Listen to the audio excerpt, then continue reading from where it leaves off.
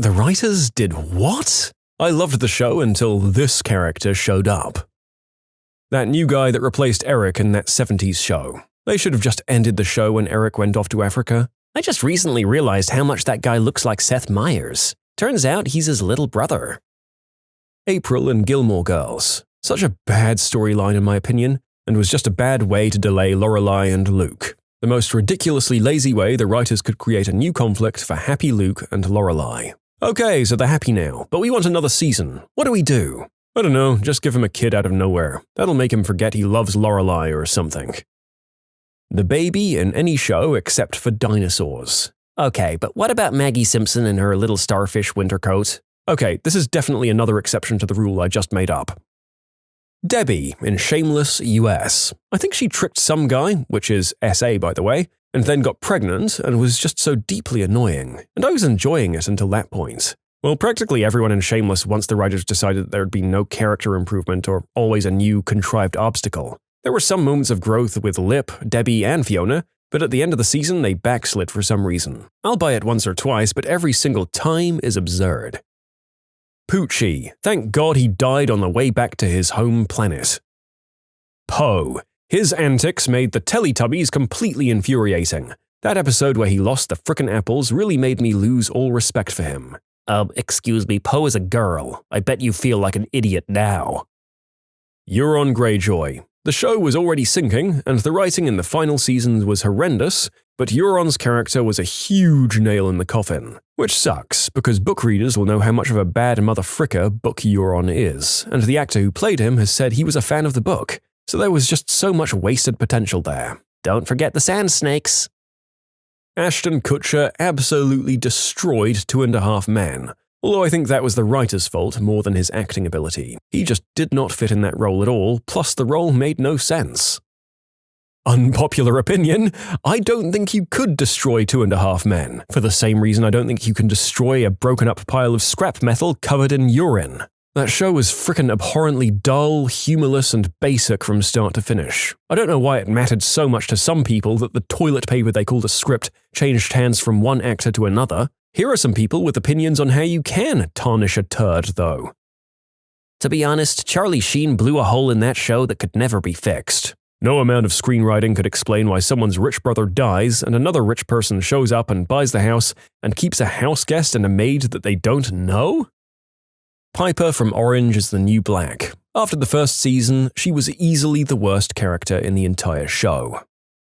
June in the later seasons of The Handmaid's Tale. Just leave already.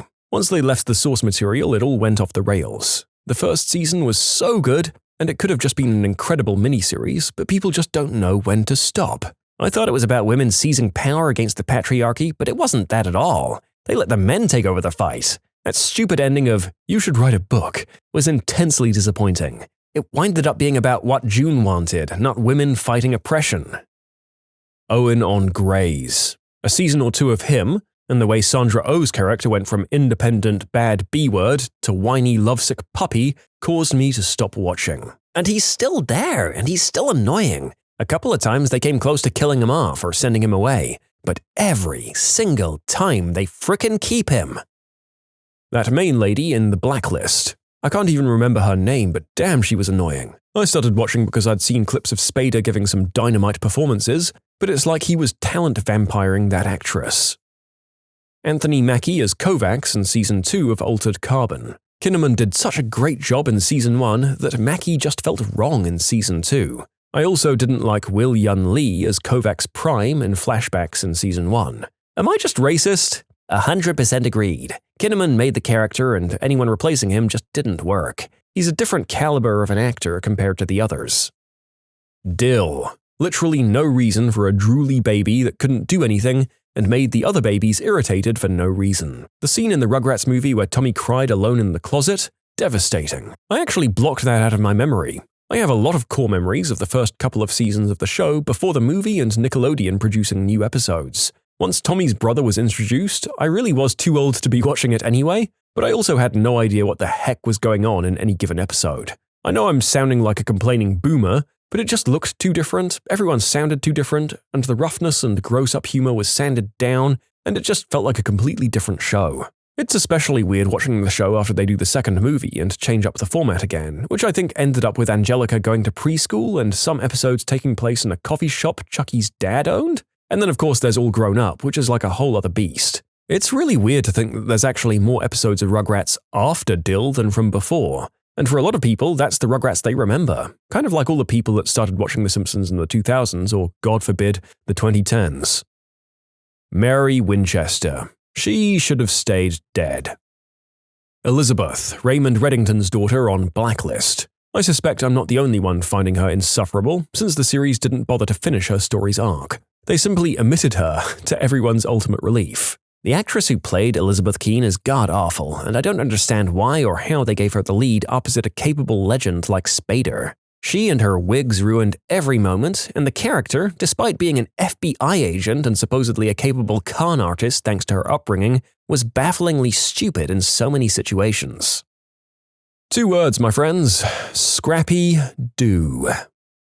The daughter in Lucifer. Time travel stories are stupid. Or maybe some of them are okay, but this particular one was stupid.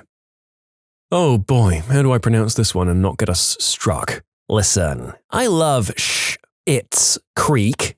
I really do. Great show. But Roland makes me want to put a crowbar through my TV. And I understand that's the point. I get he's the infuriating comic foil, but I just don't care. The show would be infinitely better without him. And I mean no disrespect to Chris Elliott, fantastic actor that he is. Though a large number of his characters are this same vein of annoying crap bag. It just doesn't work for me, personally, at all. And I need a version of the show edited to exclude him from it entirely. Callaloo. Trash. Chachi. Happy Days.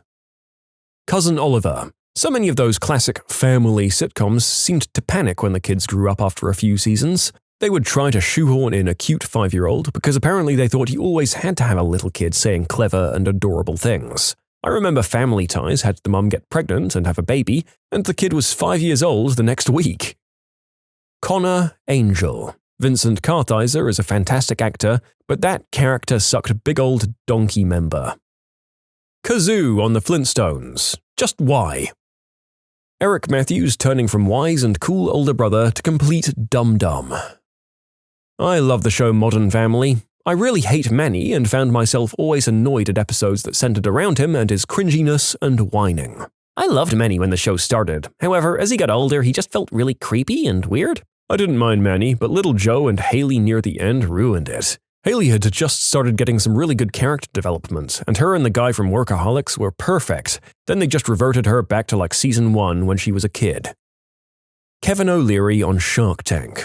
Haven't watched it since I saw him on CNN. He's a despicable, hateful know-it-all.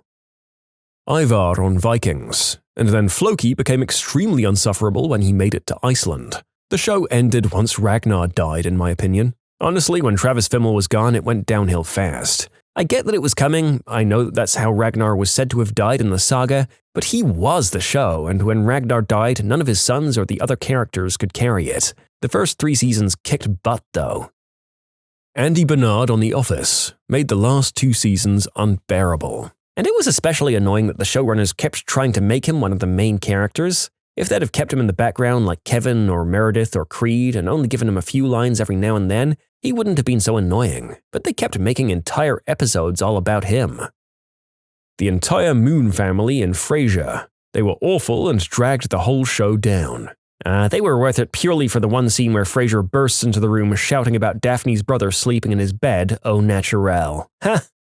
Oh boy, this is true. The worst part of the show. I remember audibly groaning when Daphne's brother returned for her second wedding. Speaking of awful British characters, though, I'm very surprised that Nellie from The Office hasn't come up yet. I don't hate her the way some others do, but boy are the ones who feel that way about her passionate and vocal. We'll see. Baby Bop in Barney the Dinosaur. Shows have one chance to make a first impression, and the one time I gave the show a chance, Baby Bop appeared out of nowhere, steals some art project from some kids out of their hands, and disappears with it because she just loves blankets. And I never gave Barney a second chance. Fish Mooney from Gotham. Jada was so bad I stopped watching it live, and when I binged it this year I had to skip her scenes. Such a cringy performance. The writers must have been super proud of her as their original character because there was no reason to keep her around after she stopped being the crime boss. The story where she's on the organ harvesting island is probably the dumbest storyline I've ever seen in a show. And that show was pretty good aside from her awful acting. At least it had potential. Victor Zsasz was great and needed more inclusion. Not having Poison Ivy age so quickly was horrible too. Ivy is a good character, but that actress and storyline ruined her. You can submit your own stories to be featured here on the channel. The story submission link is in the description below. Don't forget to subscribe to Am I the Genius? Nancy Botwin. Not only did it ruin Weeds, we've got something in my friend group called the Botwin effect. That's when you hate a character so much on one show that when the same actor portrays a completely different character on a different show, you impulsively hate that other show's character. I never liked Amy Gardner from the first scene because of the Botwin effect, for example. Can't remember the character's name, but Ashton Kutcher's character on 2.5 Men. The lightning guy in Demon Slayer. I'm having to lower my volume every 10 seconds because he's always screeching and crying, and it's so much louder than anything else in the show. I came here to say this, then realized someone almost definitely already did. I'm just surprised I had to go down this far to find this answer. It's a popular show and Zenitsu is frickin' awful. They could have made his anxious screaming less loud. You can edit audio so it's not as loud, but you'd still get that he was screaming. Poof from Fairly Odd Parents. Ted Mosby, honestly, I liked How I Met Your Mother early on, but over time he just drained the fun out of it for me. Every season felt like he'd learn something and then hit reset and make the same messy choices while everyone else had to orbit around his drama. It made rewatches rough because you start noticing how often the show bends to prove he's right instead of just letting him grow. When the main character becomes the biggest roadblock, it's hard to stay invested. I have a weird answer, but Mork on Happy Days. Once they started going with an alien theme on a show that was supposed to be about family life in the 50s, it was obvious they were about to jump the shark, literally. However, Mork and Mindy was my absolute favorite show when I was a kid. Although I don't really remember watching it, my mum told me that I always wanted to dress like Mork. I can't watch any of the Star Trek Next Generation episodes with Dr. Pulaski. She's cold, intolerant, and a total know-it-all. I can't stand her attitude and blatant disrespect towards Data, even after she reluctantly decides he's worth something.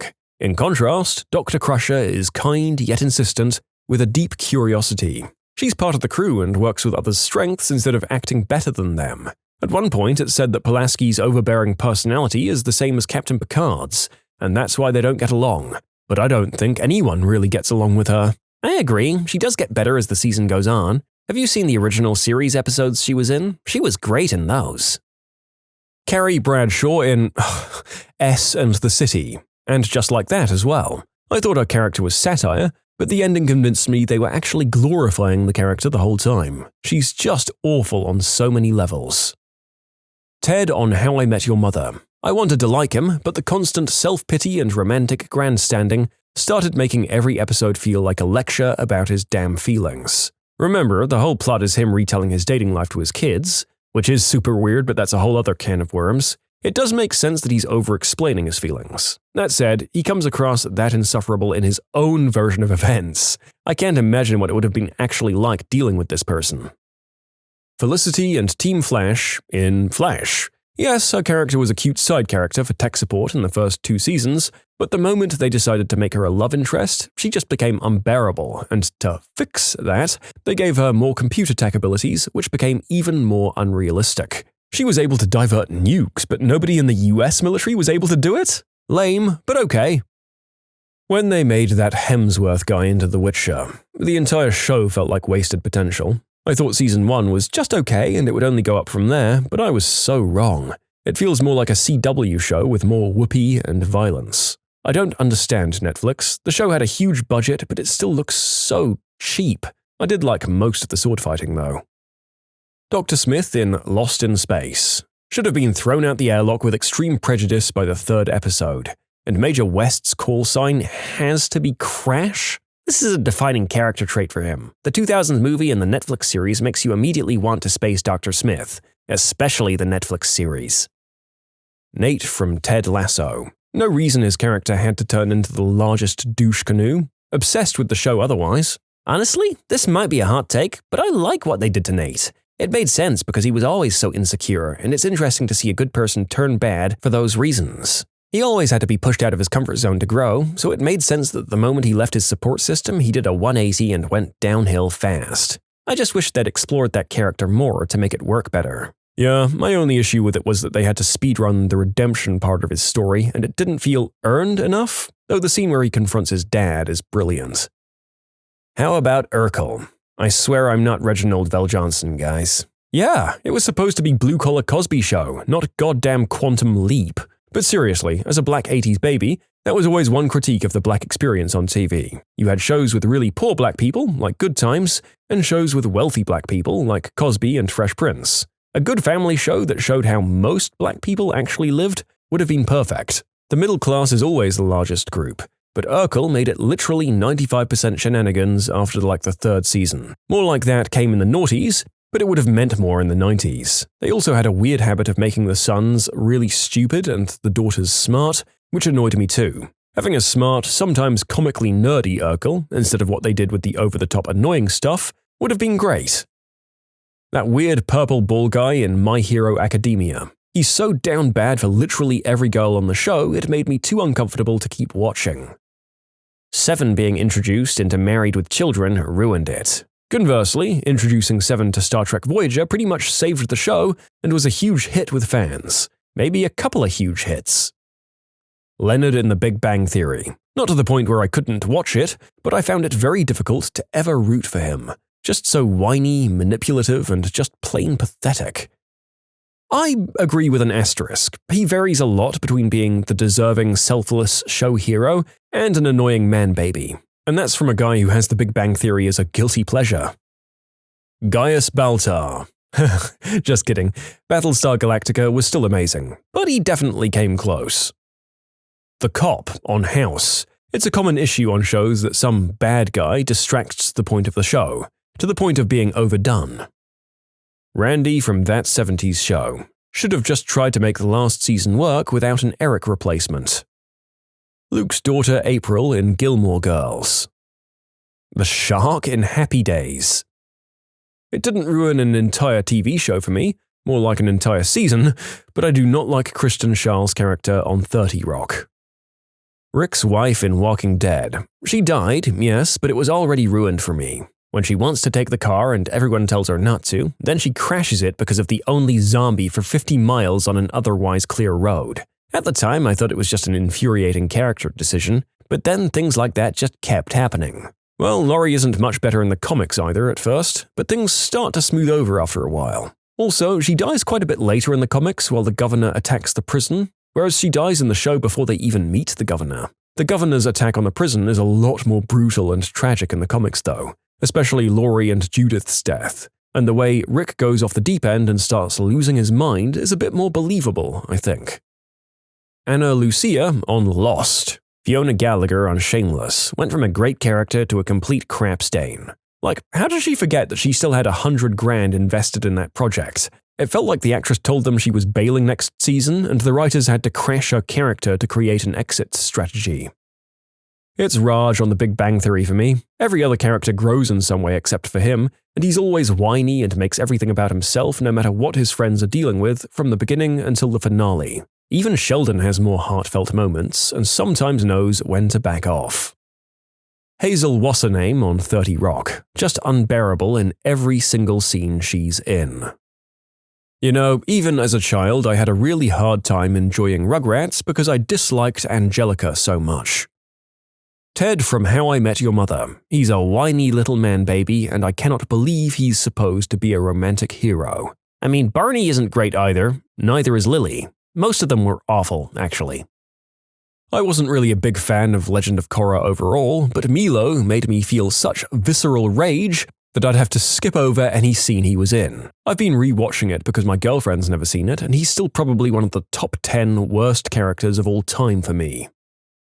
Euron Greyjoy. Most mysterious and interesting character in the books easily, in my opinion, although Patchface maybe has him beat. And they basically turn Euron into Bam Margera. The show was already crappy at that point, but what they chose to do with his character was unforgivable. Felicity Smoke on Arrow. I've never encountered a more enraging scene than her literally discovering her paralysis has been cured by walking out of her wheelchair and then walking on her fiancé, because he kept the news that he had a son that he himself had only just learned about to himself. Stupid writing aside, her actions throughout the whole season come off as emotional mistreatment.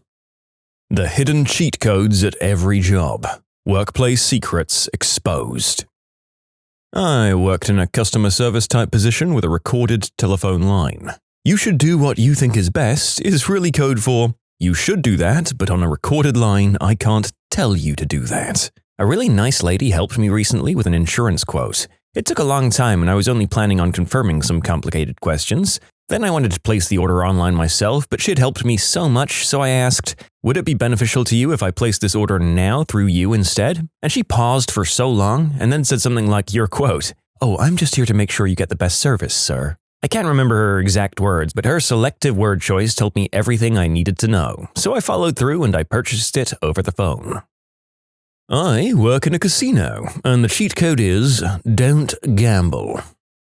I worked at the library. The librarian in charge of the teen center had a policy that every rank-and-file employee underneath her was empowered to waive up to $50 in fines without asking permission or giving a reason. This was mostly intended to help teenagers who had lost track of some Arthur books when they were 6, and now as a result couldn't get what they needed for high school projects, but we were at liberty to use it for whoever we wished. So if they say no to waiving your fines at the circulation desk or any other desk, you may just get a yes in the teen center if you're nice to them. I changed some guy's whole adult life by doing it for him once. He didn't even ask me to. He'd always come in and get graphic novels from the teen section, but could only read them at the library because he owed $20 in late fees, and that was a lot of money to him. When he asked me if there was any way to get a comic sent over from another branch without placing a hold, which he couldn't do because of his fees, I just took his card and I waived those fees. I saw his face change as I gave it back to him and told him what I'd done. Suddenly, he was able to read at home whatever time he wanted. I think about that guy a lot.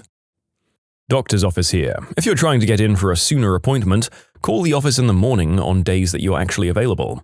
When patients cancel their appointments the night before or the same day, we usually have it open because it's such short notice. That's your best shot at getting an appointment really soon. It often works even for providers who have long wait lists going out months in advance. Same thing for testing and imaging. Yep, the narrator has cancelled a medical appointment he had in the afternoon and rebooked to a newly opened slot he had first thing that same day, because he was A, desperate and in a lot of pain, and B, not able to effectively do anything else anyway because of the pain he was in. Winning! Kind of. I found a vending machine at work that had an odd cheat code. If you happened to put in a $5 bill and then selected your beverage of choice, the vending machine would then give you 4 quarters, dispense your drink, and then return your crisp $5 bill automatically. The entire time I worked at that job, I kept a $5 bill in my wallet. I never mentioned it to my coworkers. I went to a casino for fun because I was curious about how craps worked. I watched for about an hour at a relatively slow table, asking questions and chatting with the workers. At one point, the worker I liked the most dropped this little gem. Anything that's big or in colors is where you'll lose money, gesturing at the center of the craps table. And then, with a little wink, he pointed at the rest of the casino, with all the colors and flashing lights and sounds. I mean, he wasn't wrong. I'll play a little craps for fun 1 or 2 nights a year, but I'm never expecting to make money on it. I used to work in IT support, and if you're good enough at it, computers and other technology will magically start working when you get close to it. People will try to recreate the problems they've been dealing with for hours and will be unable to do it. When I got my new work laptop, I couldn't get it to recognize my second screen. I fought with it for a while, checked the cables and drivers, tried to reinstall. It just wouldn't turn on at all. I asked the lady in IT to stop by my desk and look at it when she had time. Well, she pulled up to my desk, I plugged it in, and it turned right on and it worked perfectly. She said, "Oh, it's just scared of me," and walked away. I'm the IT guy. On paper, we're an office of 3 people. The little desk jet printer was acting up and refusing to print. I shook my finger at it and told it to behave, and it started printing a second later. Fear and humiliation will keep them in line.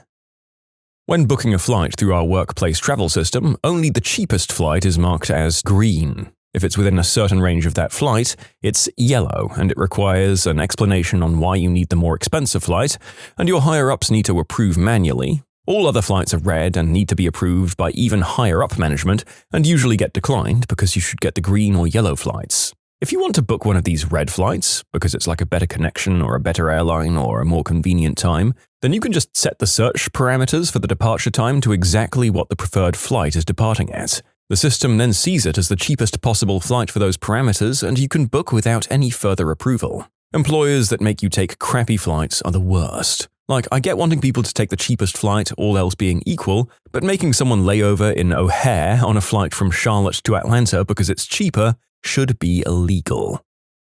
Hey, you know how 90% of the time restarting a Windows computer fixes whatever issue you're having? Well, nearly all of our employees will say they've restarted their computer before calling for help. We have a script that we can run that shows, without them knowing, the last time they've rebooted. It's almost always a week or so. So the first thing we'll do is run another script to reboot their computer. We'll say we're running an update or fix, but we aren't, we're just rebooting it. And nearly always that fixes their issue. They think that we're wizards, but in reality we just did what they claimed to have done. I've stopped being that subtle. They'll say, "I just rebooted." I'll go Control-Shift-Escape. "Your uptime is 43 days. Awkward silence while I stare at them.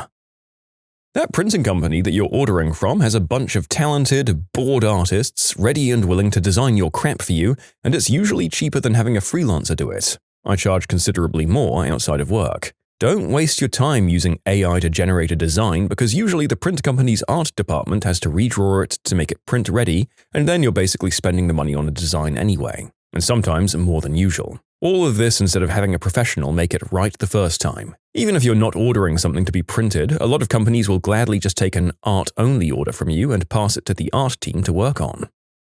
If your work will let you use your own credit card, do it. I racked up $40,000 in bonus cashbacks by using my credit card for travel in a 2-year period. They changed the policy, and I was one of the only ones that was mad about it. I traveled professionally for 12 years. Between Hilton and Southwest, I didn't pay a dime for a single family vacation. It was pretty sweet. Not so much a job cheat code, but a neighborhood one. My parents used to have a lot of parties at their house. They only paid for one garbage can. After the party, there'd be 2 to 3 full cans at the curb waiting for the garbage collector. All of the cans were always emptied. The neighbor across the street did the same, but when he had extra cans, they were never emptied. He'd ask my dad if he got his extras emptied, and my dad would say, "Yeah, always." What he failed to tell the neighbor, who was also his friend by the way, was that he always left a 6-pack or a bottle or 2 of wine behind the cans for the trash collectors. Whenever one of the trash collectors saw my dad, they'd give him a little salute. Yes, I was a mail carrier for a year, and the senior carriers had their favorite customers they'd go out of their way for. If you know what time your carrier gets to your house, or if you have a spare cooler, an ice-cold water on a hot day will always be appreciated. Little snacks are nice. A $10 Subway gift card made my day once. An office gave me that one. They were right next to the Subway and noticed that I'd frequently get lunch out there because it was on the route I was covering at the time.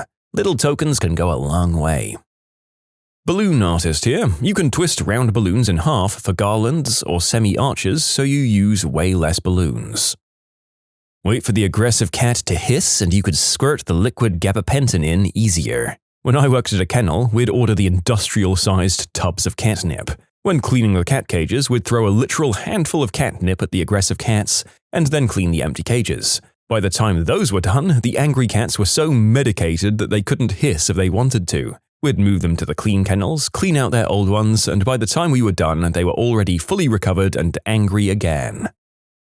We have to clock in on our phones with GPS on. I found out if I'm late, I can just change the system time setting on my phone and it'll register the clock in at the same time. Then you can immediately change it back to automatic network time, and if you go back, you'll see the timesheet app be updated instantly. So if I'm 10 minutes late, I'll change the system time to 6 a.m., clock in, and then put automatic time back on, and the app will say I've been clocked in for those 10 minutes. I haven't told any of my coworkers in fear of those idiots messing it up for me.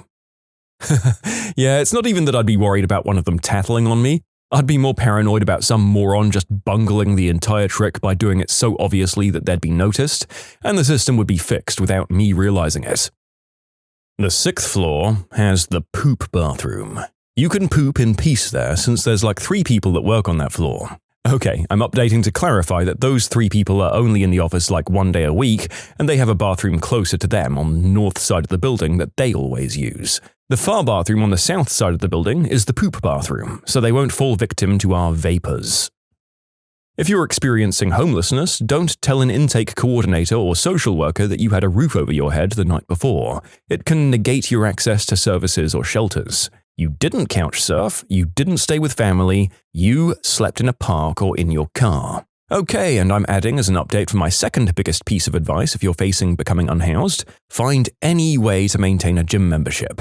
You'll have access to showers, charging your devices, and a third space. Planet Fitness could save your life. I'm a social worker, I can confirm that first point. Prioritization is the key word here. That sounds very much like the show up on something to rehab rule. Medicaid pays for 28 days of inpatient substance treatment. However, Medicaid also pays for up to 3 days of inpatient stay for detoxification. So if someone shows up at a rehab under the influence, they can bill for up to 31 days. This led to certain social workers advising individuals that they needed to use before showing up at rehab, so they'd fail a substance test.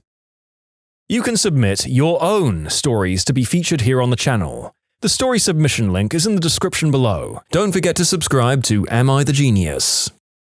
Self-storage. You get your monthly rent raised after a certain amount of time. After a long time, your rent can be a lot higher than a brand new tenant at the same unit size. Ask for a transfer, move your stuff, and now you're paying less rent per month. As long as you have the physical strength and the time to switch units, you'll save money. My company doesn't raise your rent for a whole year. That's the best in the state right now. Other companies can raise your rent after 3 or 4 months, which is highway robbery. Here's a double for you. As the IT guy, when employees needed a tech task done faster or wanted special treatment, they'd bring me a bottle of Mountain Dew or a Payday, a candy bar. I used my personal rewards account to earn points when ordering office equipment. With 200 employees and an owner who liked the latest and greatest tech for himself and his company, I'd rack up a truly significant amount of points quickly. I quickly figured out the employees with kids and those less fortunate, so I'd often use points to buy employees home computers and simple computer parts. Maybe not just my job, but if you get emailed something by someone you know is busy and you feel the urgency they convey is not warranted, just bounce it back to them asking a simple question in the guise of clarifying something. It buys you anything from a few hours to a few days. Actually, if someone asks you to do something, asking them to do something little first, like send you an email, file a ticket, or answer a question, is a great filter. If it's important, they'll do it. And if it isn't, they might not, and you just saved a ton of work. As a journalist, here's a cheat code. When interviewing someone important, always ask your most important question twice. Once at the beginning when they're prepared, and once at the end when they're relaxed. The second answer is usually more honest and revealing. Also, if someone says, "no comment" to a question, try rephrasing it as a statement instead of a question. People often feel compelled to correct you, giving you the information anyway. At Burger King, if you order a Whopper, heavy all, it comes with extra everything and looks more like the photo. Also, being an insider term, they sometimes think you're a secret shopper from corporate, and they'll make it extra good. I worked for a door-to-door cable and internet company. In some of their markets, their network isn't upgraded and cable signal isn't scrambled. So if you pay for internet from them, you can plug the coax cable into your TV and get channels 2 through 99 for free. Depending on the state, the company was called Suddenlink or Optimum or Altis, USA. The biscuits and gravy special is $6.99, but if you ring in biscuits and gravy a la carte, it's like $5.75. I only do that for people who are nice to me. Almost exactly how it is for me at work too. Sometimes people complain about the price and I'll see what I can do for the buttholes, but the nice people get a small enough discount that it doesn't make a difference to anyone that matters, but the customer feels appreciated and like I'm taking care of them. Often, I only take the taxes off the order. This is more like an industry cheat code. The best time to buy a new TV is Super Bowl week. All MFGs are trying to move all of their old flagship models during this time to make room for new ones, and you'll get close to Black Friday pricing on flagship models. On Black Friday, you should really be wary about TV deals. You should look at reviews. If there's a lot and they go back months, then just go for it. You've most likely got a deal because it's most likely part of their current TV lineup. If there's no reviews or they're only very recent around Black Friday, it was a Black Friday model the MFG threw together, usually with subpar cheap components, just for Black Friday pricing. There's a higher chance you'll have issues down the road with that TV. I used to assist a TV buyer for a major US electronics retailer. If you hire movers, ask if they offer cash discounts. You can easily get 10 to 15% off your bill by paying in cash. Just make sure you get a signed receipt when you make the cash payment. I get to book hotels for some of our employees. As long as we use the company Amex card for points, we're good. But there's no policy about hotel rewards. Long story short, I've got a crap ton of Hilton points for hotel stays that weren't my own. When asked if you have the time for another project, you don't. Your plate is full. Always act like you're super busy. That way, you can coast on your current responsibilities and not take on more. We did this because no matter the promises, we never received promised bonuses or raises for extra work. You see, a clean desk invites tons of new projects. Other employees will try to shift work onto you, and you'll always look like you're available as you had nothing better to do than clean your desk. My wife is really efficient and was complaining about how she's always getting work from other people dumped on her because she's really good at her job. I told her to stop filing stuff when it's done. Let it pile up and build big stacks. It doesn't matter if it's complete or needs to be done. The perception is that you have a crap ton of stuff to do. She started to do that and let the stuff really pile up, and everybody stopped giving her extra projects and just left her alone.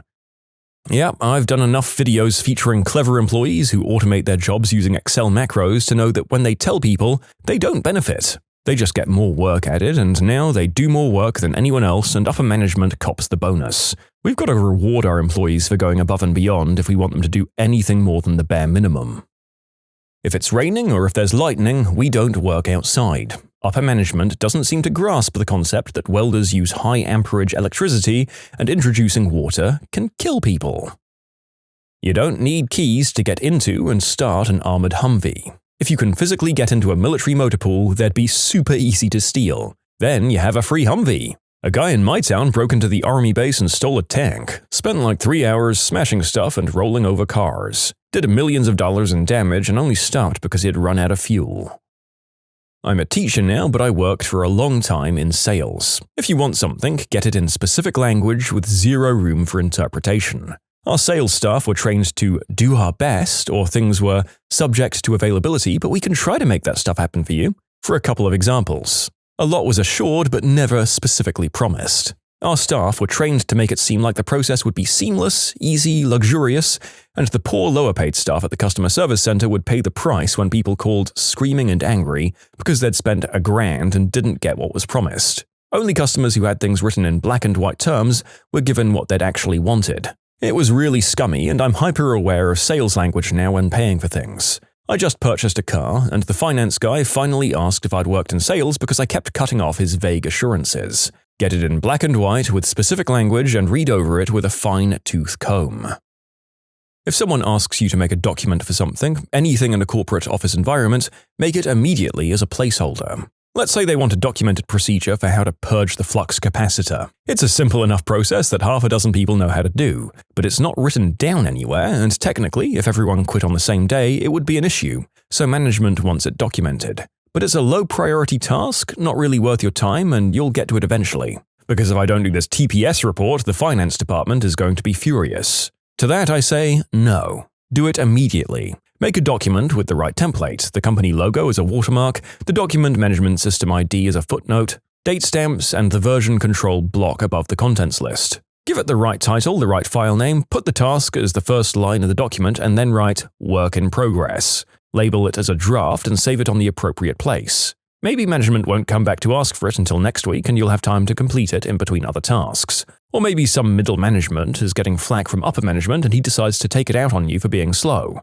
When they ask for it, say you're working on it and only have a draft copy. Tell them where to find it in the network drive or document management system. Odds are they won't even read it. The middle management doesn't care what it says, he just needs to tell upper management there's a draft copy and it's a work in progress. Upper management don't care either. None of them are going to read it anyway. They probably won't even read the email about the draft document until tomorrow as it is. If someone does read it, well, it's a draft copy. It's not going to be complete. And when they ask to see it, that's a clue to start working on it ASAP. By the time they come back to say the draft copy is pathetic, it's just the title page. Oh, you've got an old copy. There's a newer one that's basically finished. It's under technical review and sign-off now. I'll send you a new copy. The alternative is to ignore the request, promise yourself you'll do it later when things are less busy, and then when management asks you again, you need to say, I didn't do it, I've been too busy. Ah, so you ignore instructions and have poor time management skills. How unfortunate. This will come up in your employee evaluation.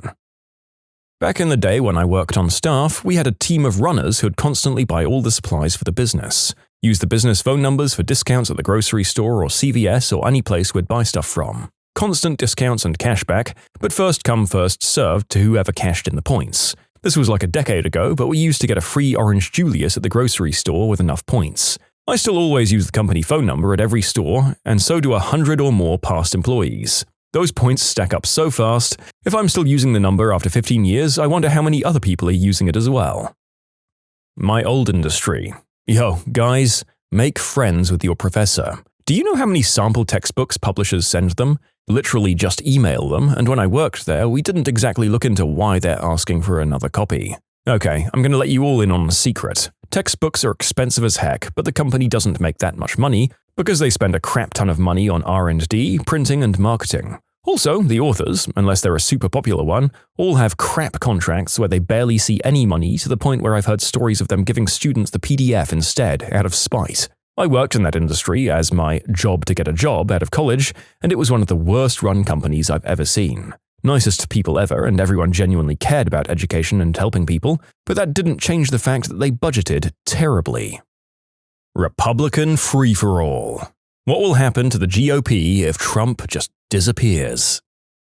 I think the real show would be around midterms. Trump keeps a lot of the GOP in line by threatening to endorse rivals to replace people who won't pull for his agenda. He has enough of a cult of personality with the Republican voters that he can just say someone needs to be replaced and they'll vote accordingly. So being loyal to him makes their seats safer. There's a lot of doubt that Vance could remotely rally the same kind of fiat with voters, and scared politicians will start infighting like rats on a sinking ship to form power blocks in Trump's absence. Meanwhile, hardcore MAGAs in the House will likely start finding themselves on the receiving end of backstabs by establishment conservatives who never liked having to tolerate the crowd since the Tea Party days. There'd likely be a lot of establishment versus outsider infighting, like what you see with the DNC undermining Mamdani in New York City. I view it as more of a negative thing. It's not that Vance can rally or not, it's just that all of these Republicans are scared to have Trump trash talk them because his base takes it as a literal command. I don't think Vance's rhetoric has any legs. When he craps on someone, it's forgotten immediately and goes nowhere.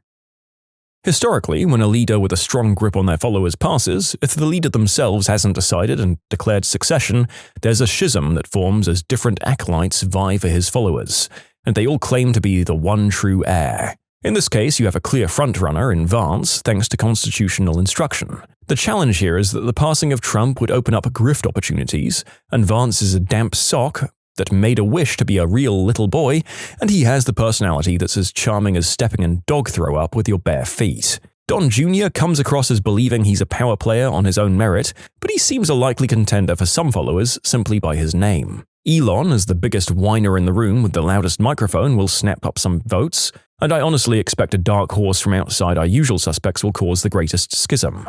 Trump's celebrity allowed him to tap into non-voters, and that specific group are the crown jewel of Trump's political power. There is a chance they'd go dormant, but I think someone else with ambition will lie well enough to Pied Piper them and get them in the fold. I'll be honest here, folks, I'm going to voice some of these theories that people have, but I have so little belief that anything about the situation is predictable. Within the US, I've been repeatedly surprised by the capacity to vote for Trump, and the fact that so much resistance can be raised against him after he gets elected, and by the fickleness of others who alternately talk about him as if he were Satan himself and then vote for him anyway. So let's see if anyone can come up with a scenario that actually convinces me. Peter Thiel has invested a lot of money to get Vance into the position he's in now. People should start taking that crap seriously. He's not a run-of-the-mill political donor looking for favors. He's creating the apparatus to operate a surveillance state with everybody's data and everybody's dirt. I'd assume that Vance takes over as his glove puppet and there are some seriously dark moves afterwards. This is exactly what I've been scared of. If Trump dies, the fight isn't even close to over. Vance is likely to be even more dangerous than Trump.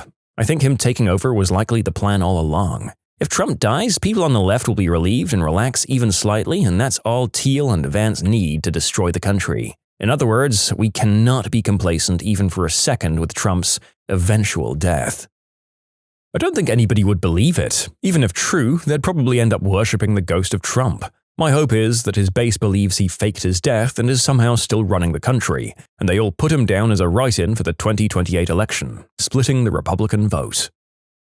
I don't think we see a power struggle. I think J.D. Vance takes over and points at the celebrating on the left. The GOP machine would keep Trump's base worked up over the lack of humanity that the liberals have. They hold memorials and tributes for a year straight into the midterms. They really dial up the whole, "the left will take your weapons and destroy your way of life" rhetoric, ensuring the midterms go their way. Then it's a 2-year cool-down from Trump while trying to convince the base that JD is the new Trump. I'm with you as far as that goes, but I don't see Vance holding the party together for any longer. It's a fractious bunch, and he is not a super charismatic guy. I also wouldn't be surprised if the grieving MAGA base accuses him of ending Trump and latching onto this idea. Oh, we're getting our hopes up with this question, guys. Evil has a way of hanging on. Somehow Palpatine returned. I was just telling someone how there'll be celebrations if and when Trump dies, similar to the end of the Return of the Jedi Extended Edition after Palpatine dies. In that version, you see celebrations of Palpatine's death on Tatooine, Naboo, and Coruscant. You'd be surprised. I think a large percentage of MAGA wouldn't actually accept his death and believe that he's doing a 4D chess move so he can return for the 2036 election due to some fake loophole they read on Facebook. I think a lot of infighting happens. Trump is the glue that holds that bullcrap together. You should watch The Death of Stalin. The power struggle will almost look exactly like that. One of the funniest movies of the last 10 years and pretty accurate to the events. J.D. Vance will be a weak leader, and the GOP will break into factions and infighting. The infighting would be the threat of not having a president who can threaten to primary people. A second Russia-type investigation would need to happen, and I don't know how that would shake out. The one in Canada figuring out which politicians are susceptible to outside influence has been tough. Parties don't want to admit fault and have issues with certain members. The RCMP wants to be able to monitor these people. The citizens want immediate action. It's a very fine line. There's nobody in the ranks of grandstanding, old creepy weirdos who could hold the cult together. Vance has all of the charisma of a swampy butt, and people, even in deep red areas of the country, are teed off at them. That's why they're skipping town halls, and the few that have tried have been practically run out of town. The corrupt imbeciles in the party are willing to ride or die with the T guy. I find it highly unlikely they'll do the same with Vance. In fact, I wouldn't be surprised if Trump dies, Vance just resigns and they make Mike Johnson president. That sniveling little weasel has more pull than the Davenport diddler, and he's a religious zealot who thinks God talks to him. Just the kind of crazy the Heritage Foundation wants for implementing their version of theocratic fascism. Let me give you a counterpoint to this. In Austria in the 1980s, the charismatic Jörg Haider took over the Freedom Party, the FPÖ, which was nominally liberal in the European sense, but had always been the home of the old Third Reich remnants as well. He purged the party of its liberal elements, changed its course to one of opposing immigration, fully exploiting xenophobic and racist sentiments, and downplaying the crimes of the Third Reich. Essentially, he wrote the playbook for modern right-wing populism. Jörg Haider was a very charismatic individual and ran circles around his political opponents of the socialist and conservative parties in debates by breaking a lot of the established political rules. I'll spare you the details of his 30 years of Austrian politics, but he managed to get his party into a government coalition, broke said coalition, started a new party, entered another coalition, and eventually crashed his car into a tree while drunk driving and died. The leader of the FPÖ then quickly absorbed the remains of Haider's new party, and even though he lacked the charisma of Jörg Haider, he again managed to bring his party into a coalition government with the Conservatives, that ended when a video surfaced of him doing white snow and drinking vodka Red Bull with somebody who he thought was the daughter of a Russian oligarch, and basically promising to sell the republic to her father. The coalition ended, the party loses big in the next election, and its next leader is a hate-filled little man who's completely devoid of any charisma, and now, only 7 years later, the FPÖ is poised to become the strongest party in the next election. The moral of this story? The idea that you need a charismatic leader to get people to vote against their interests and for hurting the right people is a comforting lie we tell ourselves. Imagine a room full of monkeys throwing their feces at each other. That's what it will look like. I don't think anyone's mentioned the very serious and gravest threat of them all in this scenario: Zombie Trump. If the Dems want to gain any control of this narrative, they should be fighting fire with fire. They should be shouting that Vance is trying to kill Trump to take his spot from the rooftops. Then, when he inevitably kicks the bucket, they can continue to claim he had Trump killed to sow as much division amongst MAGA as possible to weaken his grip on power. Vance won't inherit his cult of personality. The Dems? Do something? Now who's talking crazy? Stephen Miller and Project 2025 architects Vought, Antony, and also the Heritage Foundation will ascend. ICE and immigrant removal will continue. More election rigging and more closed doors.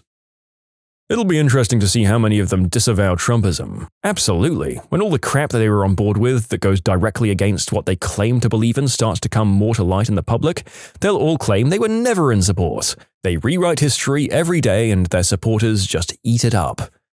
I have no doubt that some of them will immediately start trying to paint a picture of themselves as resisting Trump every step of the way. The same way that individuals like Lindsey Graham, Cruz, and Vance have footage of themselves condemning Trump in the strongest possible terms, but now pose themselves as lifetime supporters. Nothing. It would be a feeding frenzy, because just like with Mr. H of Third Reich fame, the person at the top is who the cultists put their faith in. The second and third in command are parasites leeching off the main guy. The faction will splinter and they will fail. They will anyway, but it would happen faster. They will tear each other into pieces. Jesus Christ, this will be fun. Da da da da da da da da da da, etc. So John Adams is finally getting a second term. It would be like the death of Stalin. A ton of feckless politicos pretending to be devastated by a loss, while they try to position themselves behind the scenes. Probably a lot less violence. I know, let's frickin' find out. We just need to push the rumor that Vance had him killed and sit back with popcorn. Have you ever seen a bunch of monkeys fighting over something? One of them grabs it and runs off, only to have another grab it and run in the opposite direction, over and over until they're all screaming and throwing their own number 2. And in the end, nothing gets accomplished, and whatever they're trying to get their hands on is completely destroyed, and everything is generally worse. So, like that, but not as intelligent. You can submit your own stories to be featured here on the channel. The story submission link is in the description below. Don't forget to subscribe to Am I the Genius? They would not have a puppet to take the blame. The GOP is the disease. Trump is but a symptom. They allow him to be a buffoon and rally the troops who are as evil and racist as he is, now openly, however. Trump is too stupid to think of these atrocities himself, it's all the GOP. Someone will have to step in to be the new Führer, and it won't be Vance. I think the title should say, when he dies. Time is undefeated. The GOP will probably behave like how his children are going to react when everyone's in court hogging up court time and fighting over his money that it turns out that he doesn't really have because he's in so much debt. You see, the thing is, every one of the butt-licking toadies who surround Trump fancies himself to be the one true and obvious successor. They see what they're doing now as paying their dues to earn the position when the time comes. I don't see Rubio, Johnson, Vance, Cruz, Abbott, or even the now disgraced supporters like Graham and DeSantis stepping aside to support somebody else in that role. There are women who belong on that list too, but let's face it, nobody who doesn't have a Johnson has a snowball's chance in heck of leading today's GOP.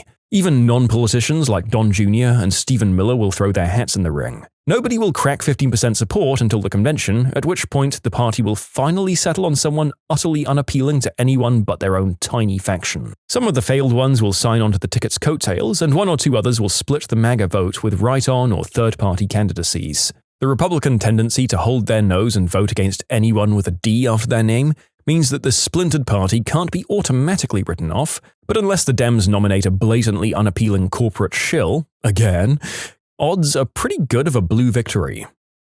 One thing I haven't heard anyone speculate about is his estate. This year he's finally become as rich as he's always bragged about, but he's a malignant narcissist. Is he even capable of recognizing his own demise and choosing a worthy successor? Keep in mind, he doesn't respect or love Ivanka, she's merely his most prized possession. But he's got Trump coin money, the DGT stock, hundreds of millions in bonds that he's trying to revalue by restructuring the Fed. The super PAC money probably isn't technically his, but that doesn't seem to have stopped them from spending it however they please. Plus God knows how much in kickbacks. So the kids and Vance will fight over the money. Hopefully that will keep those funds from being spent on oppressing us. All I know is it's going to be real ugly, that's for sure. J.D. Vance takes over and gets eaten alive by the MAGA and also everyone opposed to Trump because he's not Trump. J.D. Vance is messed up, but not Trump-level messed up. He won't be able to take the heat. He's a weak leader, which is why Trump picked him in the first place. This is why the GOP worked so hard to corrupt the process to enable themselves to steal elections, because they know they're not popular enough to win by actual merit. I think Miller is ruthless enough to do whatever's needed to take power, but there won't be anyone else on the right who'll command the support that Trump has. They'll have a whole conspiracy about the left killing him because an 80-year-old out-of-shape man dying is super suspicious. It's a cult of personality, and that always suffers when the personality dies. Trump has a very specific skill set. He can read a room and see what's resonating, and he has absolutely zero convictions about anything other than his own personal advancement. So he could pivot all of his positions on a dime if that's what he thinks lands best at the moment. He can take both sides of an issue in the same speech and happily articulate both of them as the only correct position. Rubio knows too much about how things actually work to pander that hard. DeSantis has too much pride to flop on his own ideas and chase the crowd the way Trump does. Vance has the absence of a moral compass to adopt whatever he needs to, but his negative charisma will keep him from holding on to MAGA. I don't think they'd admit he's dead. They'd weekend at Bernie's him for as long as they possibly can. Also, they'd attempt to utilize the MAGA idiots to continue to threaten and chase away people who disagree with them. Do not discount the members of his staff. They've learned from multiple years of watching Trump use threats and intimidation and blackmail to get what he wants, and they're probably very familiar with the techniques. Don Jr. isn't just going to fade into the background quietly. My guess is that he does anything he can to undermine Vance, working along with Voldemort, Stephen Miller. I'd say Stephen Miller tries to use Vance as his pawn, but Vance is already subservient to Peter Thiel and can't have two masters, so he instead discharges Miller. Miller gets mega angry, does everything he can to undermine Vance and his allies. All of the other MAGAs do a Game of Thrones-style grasp for power and take each other down one by one. The Republican Party will need a major reformation. MAGA dies with Trump, but with that being said, more sinister forces will attempt to finish what he started, but they'll struggle because they're all incompetent morons. When, not if, when. If T-Rump died, then the crap show would go crazy because nobody has a drop of respect for J.D. Vance. Trump is the only thing holding them together at this point. He's their party. It's because of his cult, and without him there is no cult. They put all of their chips on this geriatric, unhealthy dough ball, and when he dies, the whole thing topples. We can only hope that he doesn't get his full agenda finished before his heart gives out. I think it'll be pretty similar in terms of backstabbing and panicked attempts at positioning oneself for a power grab. I don't know what it will look like, but yakety sax or the Benny Hill theme will be playing in the background. I mean, we can only hope, right? Regardless of what you think about the guy in charge right now, you have to admit that some of his cronies are absolutely cartoonish buffoons, and watching them have a literal slap fight in the aftermath is not only possible, but could be endlessly funny.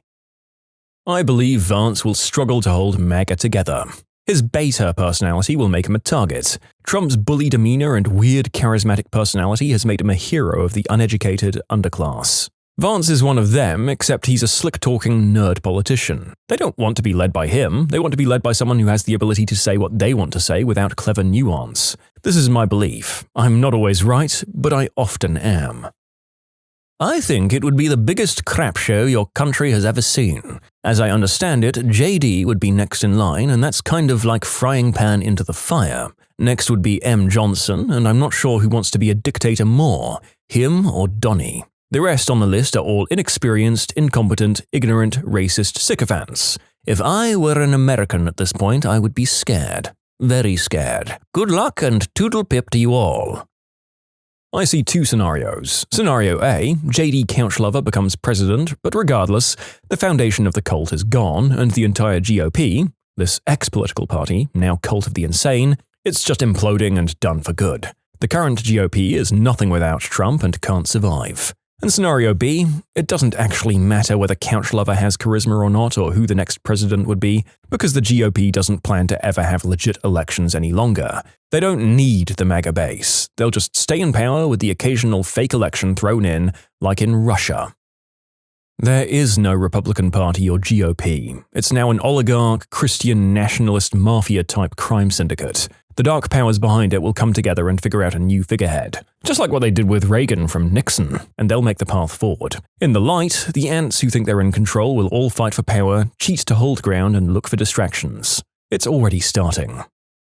My immediate concern is less about the overall power struggle and more about who immediately gets Vance's strings. Since if it happens before the next inauguration day, that means Vance the puppet becomes president. He's a weak-willed man to be sure, and he doesn't have the charisma to capture the base, but he follows orders of whoever he deems to be powerful enough to propel him further, and his track record for puppeteers is terrifying. He doesn't need the cult if he just immediately does everything Trump hasn't done yet, due to Trump being tempered a bit by his desires for wealth and adoration. Vance might not have those same hang-ups. Trump is a symptom of a greater illness. He's old and frail, and they already have a plan for succession. There'll be no power struggle. J.D. Vance will take over, and the Trump kids will endorse him to appease the cult. Vance takes over, a few months of arguing, and then they fall in line like good little soldiers and get around to finishing Project 2025, just like his master Peter Thiel commands. I just came here to read about it. If you want my opinion, I think it will all collapse. I don't think there'll be a struggle. I think Donald Trump is literally a puppet on the stage, at least in his second term. I don't think he was so much his first term, maybe a little. He's providing a smokescreen for everyone else backstage to get into place. If there's to be a power struggle, it's already happened. Look at Liz Cheney as an example. Liz Cheney? Hopefully it would absolutely implode and we'd never have to deal with a single GOP politician again. In a magical, perfect world, when he dies, every single conservative GOP person would go with him, and the world could finally begin to heal. But Thanos isn't real, and neither is magic, so we'll be stuck with all of these hateful people. It would be a hilarious mess. But Trump will never die. He's probably having his organs replaced by organs stolen from children right now. J.D. Vance doesn't have that charisma like DT has for the MAGA movement. I hope it starts to become the fall of MAGA if Trump goes out. The theocracy policy aspect of the GOP will build tenfold, citing the need for God in government. That'll become the focus of the party. There will be a serious fracture at the top. I can't see his kids not trying to grab power. JD doesn't have the cult of personality that Trump does, so he won't be able to rally the support of MAGA as easily. A free-for-all between the tech bros and the so-called Christians. J.D. Vance will probably end up making Stephen Miller VP and then resigning. Then Miller will make him VP again. This is the only way for Vance to get to keep on vacationing. Congress will go along because that's what they do. They're just in it for the benefits. There's definitely going to be some crazy conspiracy theories. Some saying he isn't actually dead, he just has to fight preverts and predators underground, while others will say the Dems killed him. I heard Biden coated his desk with death toxin when he left office that has a delay timer to not kill him until 8 months later. Teachers confess the strangest things they've confiscated in class. It was December or January and we were having one of those lockdowns where the police come in with dogs to sniff for substances. We were all locked in our classroom and no students were allowed out, even to visit the restroom. One of my students was about as white as a ghost and very afraid. I asked him what's the matter, but it was so obvious he was afraid he was about to get busted. He said, "Do you think the dogs will go to my locker?" And I said, "I don't know. Do you have something to be worried about?" And he said, "There's a ham and cheese sandwich in there." I scratched my head a bit. "I'm sure it's no problem to have a sandwich." And he said, "Yeah, but it's been in there since September." Eyeballs. I worked with a blind student with autism. When he'd get angry, he'd pop out his glass eyeballs and throw them across the room. They were expensive, so his mum asked that we put them in a plastic bag in his backpack if he threw them. "No more eyeballs for you today." My grandpa had a glass eye. He'd rub it and exclaim, "Oh, I think I've got something in my eye." And he'd pop it out and say, "Can you check it for me?" while thrusting it towards you. Instant pudding. My student was mixing it in a large Cool Whip container using milk from lunch right in the middle of a lesson on Macbeth.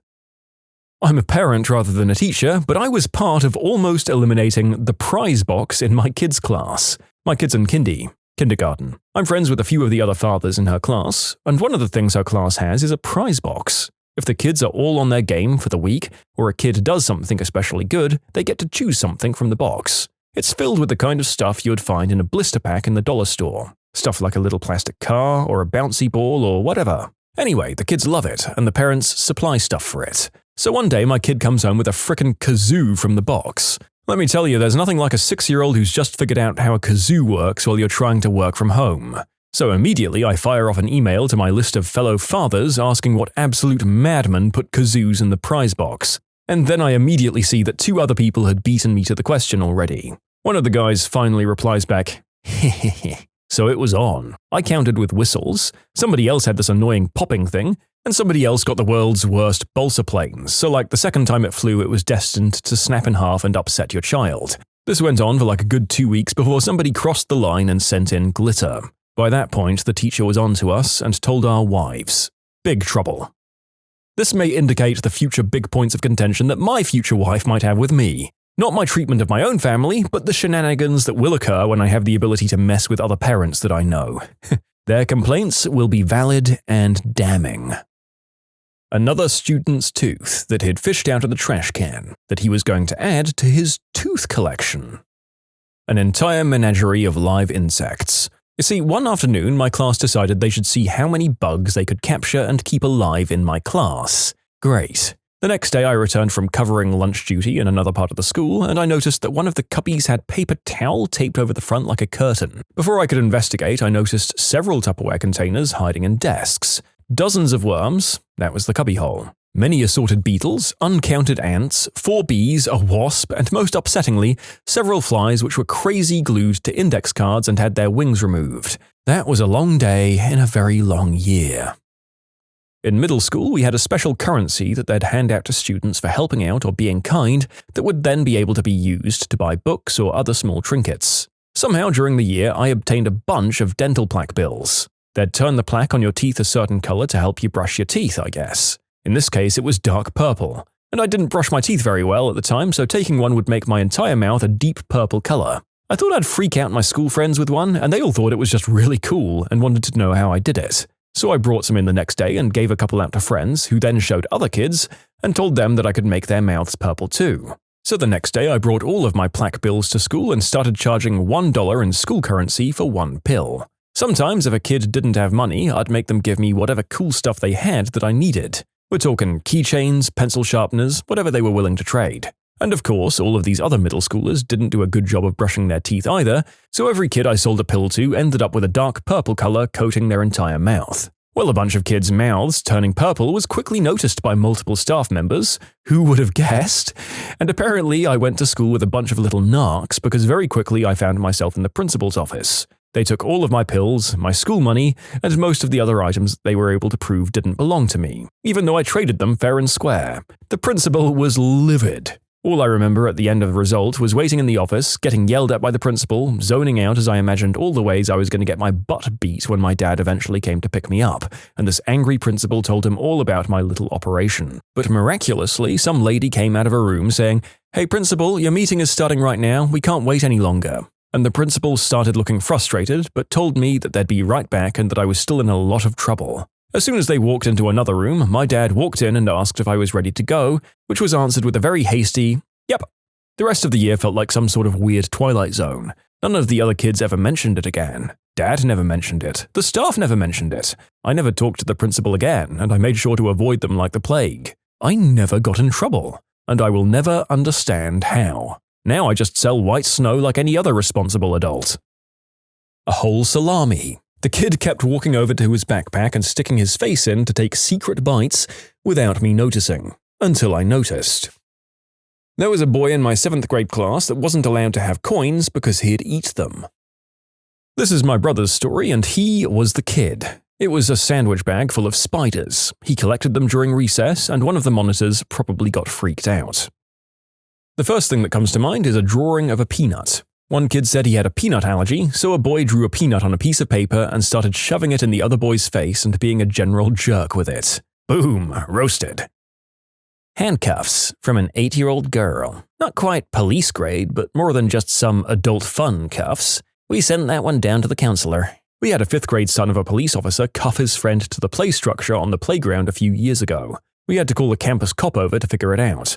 The poor lad didn't look any worse for wear, he just had to chill alone outside for a bit, while his friends went back to class. Christmas ornaments. They were throwing them at each other, and it eventually caused a fight. The next one on the list would be a curtain rod. He found that and kept hitting people with it. A wine cooler that looked like a Capri Sun. This was a 2nd grader, and she was just getting ready to drink it. Can you imagine her mom is just sneak sipping on a Capri Sun at work when reality hits her? A small trinket box, about palm size, decorated with gems and glitter with a live mouse inside. The mouse was named Jimmy and had been caught in the child's house. My sister's teacher had to call my dad about a suspicious powder my sister was eating out of a bag at school. She was dipping her finger in a powdered Jell-O and eating it and letting other kids do the same. A girl had about 50 plastic spoons in her pocket. She tripped and they all fell out. We all found it hilarious, but a high-up teacher was walking by and made her pick them up, she was going to anyway, and put them all in the bin. He was probably very confused over the whole situation. Ziploc bags filled with water. That was the trend for a while at my school. Kids would claim they needed it in case they got thirsty, but usually they'd just try to pop them in each other's laps during class. Chef's knife stuffed in the waistband of his sweatpants, he had no underwear, during a snowstorm. What? In case he was attacked by a polar bear? I don't recall exactly, but that might very well have been it. I'm serious. That kid was a Boy Scout for sure. A hilariously misinformed Boy Scout, but he was making sure that he wouldn't get caught with his pants down out there, unless the knife cut through his waistband. Well, this is my frickin' time to shine. My coworker and I had a mild prank war going on. Somehow the students caught wind and decided to instigate by stealing some things from his room and taking them to mine, and vice versa. Here are some of the things I've had to take from them and return to him. His car keys, his entire desktop computer, portraits of George Washington and Thomas Jefferson, pumpkins from his Halloween decorations, his desk chair, his car keys again, a student desk, his travel mug with his name on it. At this point, I'm convinced my coworker just doesn't want his car. And somehow, in the 5 minutes between his class and mine, they managed to flip all of the desks in his classroom upside down. I'm not making this up. I'm an educational assistant, not a teacher, but I feel I can still contribute. Plastic spoons. Hundreds of them. I still don't know why, but one grade 5 kid came to school with his backpack stuffed full. Nothing else was in his backpack, not even his lunch. He hangs it on the back of the chair and pulled out a spoon, and he was fiddling around with it instead of doing work. So I took the spoon away. 10 minutes later, he had another one. I took that. 10 more minutes, a third. The teacher took that one away. 10 minutes later, another. You see the pattern. I finally opened his backpack when I saw him grab the 6th or 7th spoon and the bag was just full. Obviously, the teacher had to call home since he had no lunch. Mum comes, looks at him with just resignation and goes, "Why?" as she hands him his lunch. He shrugged, grinned, and walked back to class. Mum is clearly used to it and has learned to just go with the flow. A giant head of lettuce that had suddenly appeared on his desk. Where did he get it? Former teacher here, wasn't part of the initial apprehension, but was part of the follow-up investigation. The weirdest thing was a bag of turtles. Yep. Kid caught a bunch of little salmonella-filled red-eared sliders at a local pond on his way to school one day. We had a turtle black market at the school by noon, and by the end of the day the principal had a dozen in a bowl in his office. The kid got caught because of a terrible smell being reported from his locker. The janitor opened it up and there was the bag of turtles. The rest of the day was spent tracking down the ones that had already been sold. I've owned a few reptiles as pets, and to my knowledge, small red-eared sliders, as in the ones under 4 inches, have been illegal in the pet trade for quite some time due to a risk of salmonella in their skin. All turtles that were brought to school were under 4 inches. The principal released the turtles to the pond that evening. This was in middle school, the kid was a 7th grader. The best business venture we had at that school was when a different kid walked to school and he'd stop and buy 10 to 15 Monster energy drinks from a convenience store in the morning and sell them at school. He banked. The operation was eventually shut down. I wish I knew what that kid was doing now. You can submit your own stories to be featured here on the channel. The story submission link is in the description below. Don't forget to subscribe to Am I the Genius? Not a teacher, but a friend of a teacher. A letter to his other friend about how he once tickled his pickle in class. They're extremely awkward now. A flavored Trojan. We confiscated it from a kindergartner. This little boy comes into music class at 1 p.m. or so, and he's been at school since 9, and he says to me, "Look, I have candy," and holds up a wrapped strawberry-flavored Jimmy. Trying not to cause a scene, I tell him, "Remember, we're not going to eat in music class because it's hard to sing with candy in our mouths." I pointed out the pocket on his jean jacket with a snap button closure, and I tell him to put it in there, making a mental note to tell the teacher later. I always try to avoid losing control of a room of 20, 5, and 6-year-olds. The kid puts the rubber in his pocket and I start music class. Later on, I see him putting something in his mouth. I snap, "Put that back in your pocket for after school," or something to that effect. I'm pretty sure food is scarce at home, so taking it away would have been a huge scene. Teacher comes at the end of the half-hour lesson and I discreetly tell her what's going on and she says she'll handle it. Great. After school, the middle-aged male school counselor comes up to me and says, You know, thanks to you, I've been walking around an elementary school all afternoon with a flavored contraceptive in my pocket. Sorry, not sorry, dude. I should note that the wrapper had pictures of strawberries on it. Also, I don't know how many of you have ever tried to take candy from a 5-year-old, but it often doesn't go well. Especially if you take candy from a kid who doesn't have a lot of food at home and then put it in the garbage in front of him. It would have been a massive scene and the other 20 kids would have gone wild. I chose to keep the problem as controlled as possible.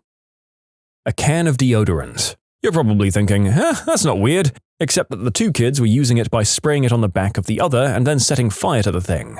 In the middle of the class. They didn't see any problem with it because, to quote, it only stays lit for a few seconds. My co-teacher tells the story of having to take a vibrating toy away from a student during band class. The only reason he knew the kid had it was because the kid had tried to play the xylophone with the damn thing. A kid brought in blue Gatorade in a Windex bottle to lunch on April Fool's Day, and we had to take it so that younger kids wouldn't think it was real. Better than my friend who always had a bottle of mouthwash that was actually just vodka with food coloring. And then in college, there was the girl with the Starbucks cup of wine. In 3rd grade, the teacher had to confiscate all of the origami cranes in the room because one kid decided to make and sell them at $0.25 apiece. He got caught when he started selling on the playground. I thought it was messed up that we had to give up all the paper cranes in our desks, but we didn't get our quarters back. I named mine Swan, and I was very sad to see her go. Not a teacher, but my 3rd grade teacher had to confiscate a dead rat from a kid in my class. I, to this day, have no idea where the kid got that from. Live rats are hard to catch. Dead rats, not so much. I think a lot of small kids think that dead animals are actually kind of cute. You know, they're just as small and have the same soft fur. They don't know about the diseases yet, and if the smell has yet to set in, it must just kind of seem like a stuffed animal to them. Unless they've seen that traumatizing scene from The Lion King. Undies. They'd fallen out of a girl's gym bag in the previous class. When I came in the room after standing duty in the hall, 3 boys were flinging them back and forth across the room. Never a dull moment. A plastic statue of the Virgin Mary with the face melted off. It was so bizarre, I kept it at my desk for many years. My mother was a primary school teacher. One day, many years ago, she was working as a supply teacher filling in for an absent teacher. It was late 80s and Casio watches were all the rage. Every hour, on the hour, many watches would sound a chime to signal the start of a new hour. My mother had been hearing chimes and alarms going off all day, and she announced, "The next watch I hear beeping is coming home with me tonight." Moments later, a watch chimed. It was my brother's one, so she wasn't wrong. During my student teaching, I had to utter a sentence I never imagined, which was, "Guys, what did I say about looking up satanic rituals during class?" They were a great group, though. It was a group of 4 8th graders who said they'd created an occult detective agency and were doing research just in case. My only complaint was that they were doing it in class instead of doing their work. I'm not a teacher, but I taught my friends in 8th grade how to make pipe cleaner caterpillars. Since our school was discarding hundreds of bags of pipe cleaners, she found them all, put them in her backpack and made these caterpillars. The only thing is, she made around 1,000 of them until our teacher realized. The teacher tossed them in the garbage, but they'd just changed it. So while the teacher wasn't looking, she just grabbed them all and put them back in her desk. A can of Cheese Whiz. It was from a student visiting from another country, and she was enamored of the incredible canned cheese product that she had discovered. So much so that she kept either opening her backpack to stare lovingly at it, or taking it out during class to get some sweet, cheesy goodness. It was pretty cute actually, and I made sure she got her cheese product returned to her at the end of class. Man, did she love Cheese Whiz. A homemade shiv. His dad had just gotten out of jail and given it to him, so he brought it to school. I teach kindergarten, by the way. A real 9mm that I thought was fake, luckily unloaded. More scary than weird, but you know. This kid had a backpack full of baby rabbits. He found them in the field on the way to school. They were so tiny and vulnerable, we both cried. I did a brief stint as a supply teacher in my early 20s. One day I was at a school I'd never been to before, and there was a group of lads gathered around a table at the back of the room, generally not paying much attention to the lesson. I went to investigate and found they were working on a full-blown diagram of how a male might enact going south of the border on himself. I confiscated it, for research purposes. One of our 3rd grade teachers had a little boy come to her desk first thing in the morning with an object in his mouth that he was blowing on to make a noise. He said something like, "Look, Mrs. Smith, I found this nice whistle in the wastebasket at home." Mrs. Smith recognized the object as an applicator for a product used for yeast infections on women. The child went to gym class soon after morning announcements, and Mrs. Smith noted that the object was left on his desk. She threw it away in the teacher's workroom and called his mother to let her know for the future so that she could take more care with her trash. Not a teacher, but our vice principal had to confiscate a lobster from us after we bought it as a birthday gift for a friend. For those asking, it was a live lobster. We wrapped it in a box with some holes poked in it, and when we presented it to him during first break, he just heard something scratching from inside and asked, "What the hell is this?" Had to take a computer away from a kid because he had 2 Google tabs, search and images, open with the search "undressed au naturel Pokemon smut" in class. Obviously, we've made the wording here safer for YouTube. Taking a computer away isn't super weird, but that reason has stuck with me for a while. Dude, what the frick? This happened to me too, sort of. My kid was looking up anime tentacle R word. The principal insisted I report the incident to the parents myself. After I told the mom that the kid was looking at prawn in class, she wouldn't believe me and insisted that I tell her exactly what he was looking at so that she could be sure that it was prawn. I'll never forget having to explain to that woman what anime tentacle smut is. My brother was once asked to return his history teacher's beans, which he'd stolen from one of the drawers of said teacher's desk. A picture they'd drawn of me in a teeny 2-piece swimsuit. At the time, I was a fairly out-of-shape man in my late 30s. Not a good look. The care they'd taken drawing a pair of gigantic, pendulous female chest bits, which I don't have by the way, was unsettling. The same student also wrote "Fokrin in a bikini" on a feedback forum asking if there was anything they needed in class. For me, it was a doll's leg. I asked them, "Why do you have a doll's leg?" And the answer was, "Why wouldn't I have a doll's leg?" I didn't know how to answer that. My wife is a teacher. Several years ago, she was teaching 2nd or 4th grade kids, and those kids were instructed to have their snack time. She stepped over to the door to talk to another teacher while the kids ate, and one student came over and tattled that another student had a snack he shouldn't have. My wife scolded the tattler for tattling, but the kid was insistent. Wife decided to check, and the other kid had legit cracked open a Bud Light Lime-A-Rita for snack time. I had to take away all of the plastic forks at lunchtime until the 6th grade boys stopped shoving them down the butt cracks of their friends. My first week of teaching 13 years ago, I confiscated a note from a young lady addressed to a boy in the class, offering to go south of the border on him on the bus for $10. This was a 5th grade class. Making friends without alcohol? It's possible. The secret to meaningful adult connections. It takes time, hobbies, community involvement, through work. Good luck. If you like doing things with your hands, like wood or metalwork or fabrics, if you like electronics or programming, then Hacker or Makerspaces are great. They usually have themed events and classes as well as social events. That's where I made my current friends when I moved to a new city.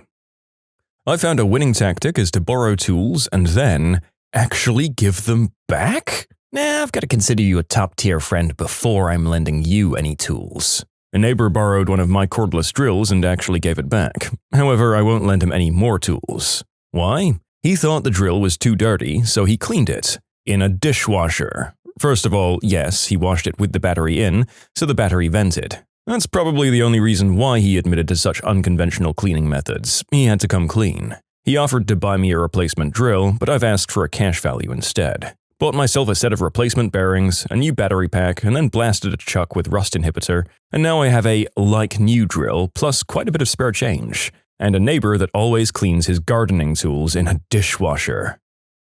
Related, I drink a frick ton and I don't have many friends at all. Do you have a basement? It's easier to keep your friends if you lock them in one.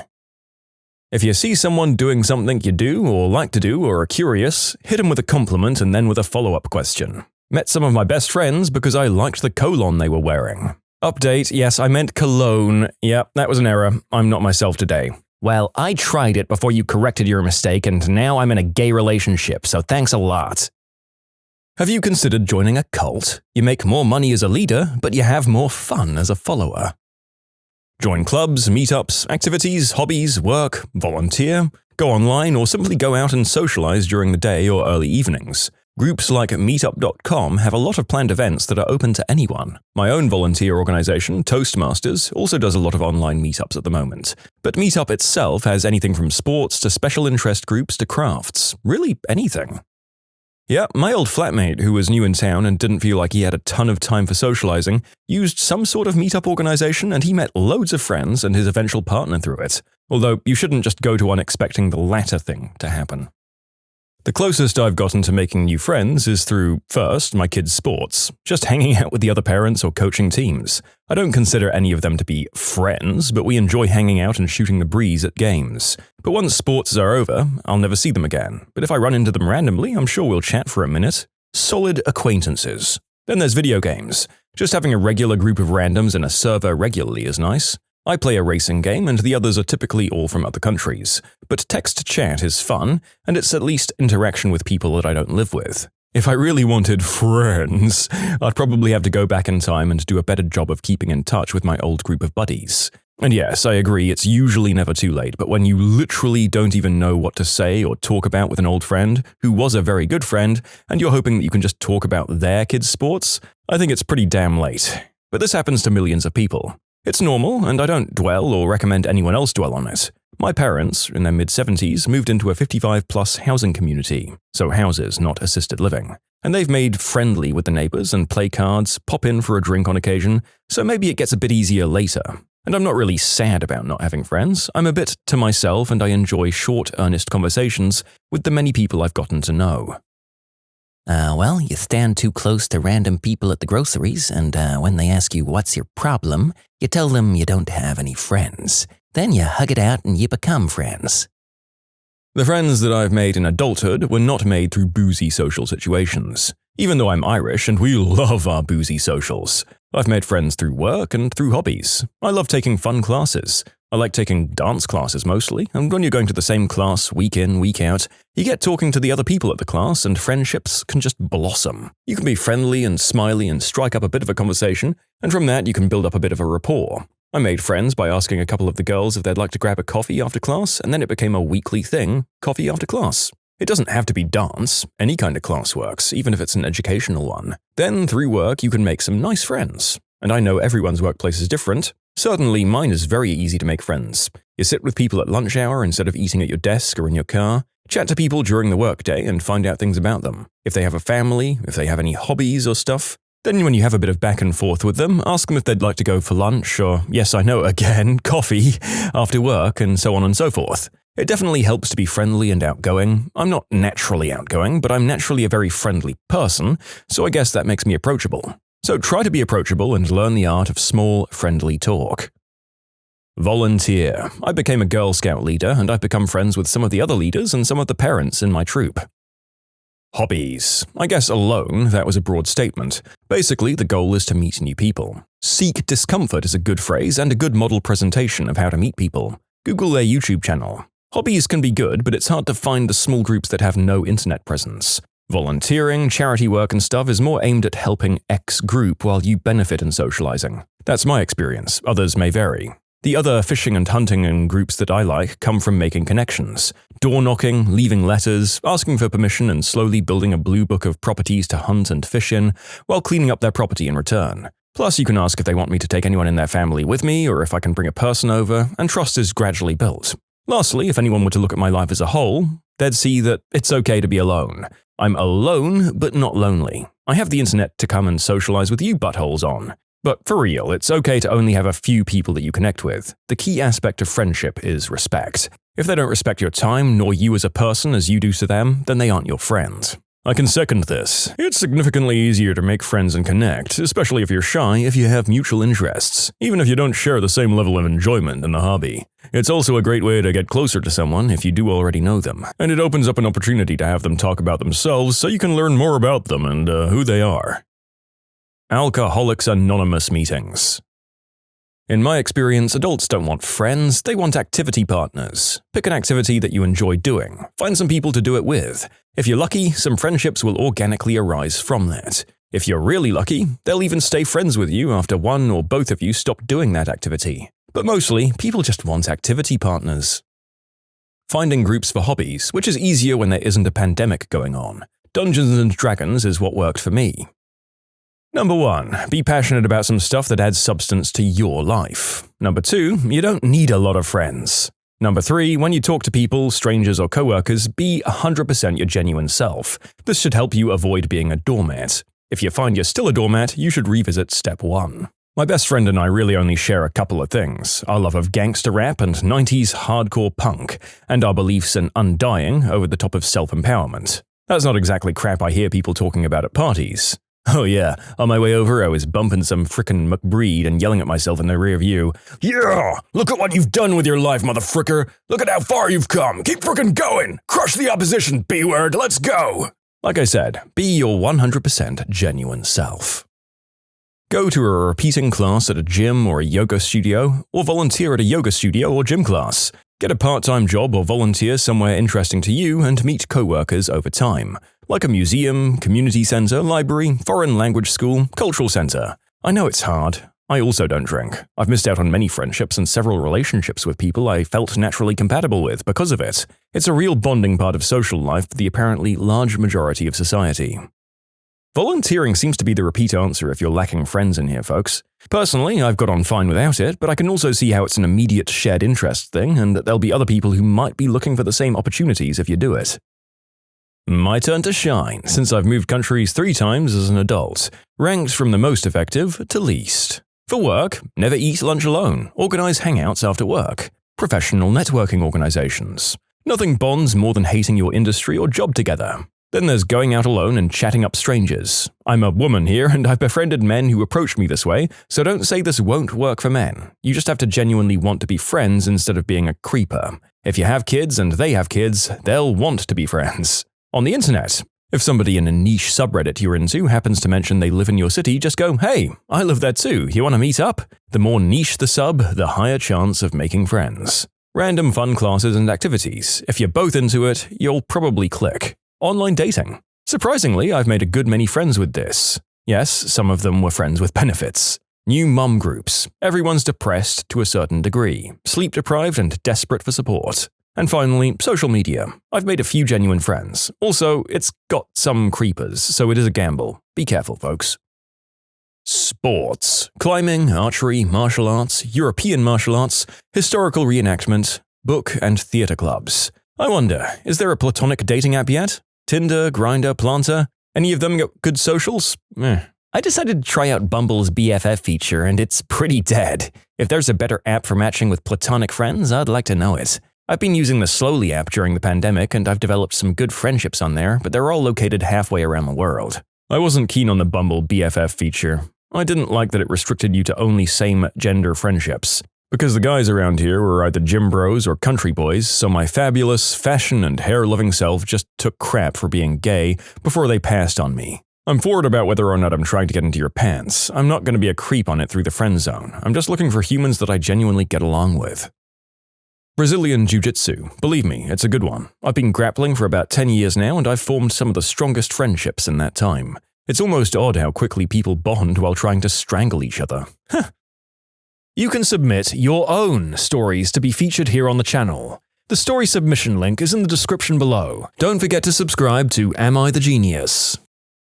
I'm going to add a very specific one, the app Slowly. It's an app that acts like a meeting app, except that everything works as if you were sending real letters. You can receive them from all over the world, and 99% of people use it to make friends. Instead of, say, looking for a partner like most meeting apps. You enter in your hobbies, maybe put in the countries, gender, age of the people you want to talk to. I've left it open and I've received beautiful letters from aged people wanting to talk to someone. There you go. I've met my 2 best friends there, one from Germany and one from Brazil. We've been talking for years now. It's too much work for scammers, so everyone's genuine. I can never not recommend it. If you're around or in a city, then walking a dog is the best conversation starter. I had an Italian greyhound years ago. When he was a puppy, walking him in the city was like going places with a celebrity. He had a little custom-tailored sweatsuit because regular sweaters don't fit their chests.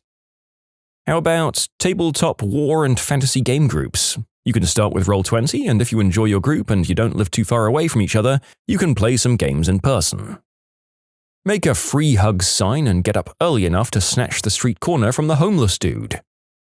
Biking club, Beltane festivals, regional burns, Magic the Gathering clubs, leather group whoopee parties. If you can't find friends, just keep getting weirder until you do. By engaging in activities where drinking isn't the priority. I joined a rock climbing gym and I made tons of friends. Volunteer, get engaged with a cause, do whatever you want to do. Feed the homeless to an endangered species. Start a community full of gimpy. Stumble around the city seemingly inebriated so as to foil gate recognition, wearing an anti-acoustic tinfoil hat, telling people that the government is watching and that the Palantir is a tool of evil. Evil. Carry a notepad and pen to take down contact info of potential friends. Combine your passions and your skills to become a violent vigilante who hunts down minor criminals for sport. Organize ridiculous, over-the-top drag shows to fund your local labor movement so they can unionize a Walmart or Amazon location and be slaughtered by Pinkerton thugs. Wait, those are still a thing? Really? Okay. Anyway, real change. Be a part of the world, wherever your heart is. Motorcycles helped me meet people, and as a bonus, if you're into guys, you can pick up dudes easily with a motorcycle. Okay, I scoffed at this comment a little because I personally don't like riding motorcycles, but then I thought about what I'd do if I bumped into a guy getting off his bike and he asked me out to dinner. Yeah, I'd get all giddy and shy and definitely say yes. That's the power of a motorcycle, I guess. As so many have said, hobbies. For me, it's been D&D or other role-playing games, but the part that causes friendships for any hobby is the 3-ish hours a week of forced socialization, preferably in person, COVID safety aside. For me, it's worked in 2 different cities and has taken up to a year each time before we started trying to connect and hang out outside of the group. And the people you click best with long-term may not be the ones you've assumed you'd connect with when you first joined the group. Adults don't care if you drink. Now, many adults do enjoy drinking, but actual adults don't really care if you just want to hang out.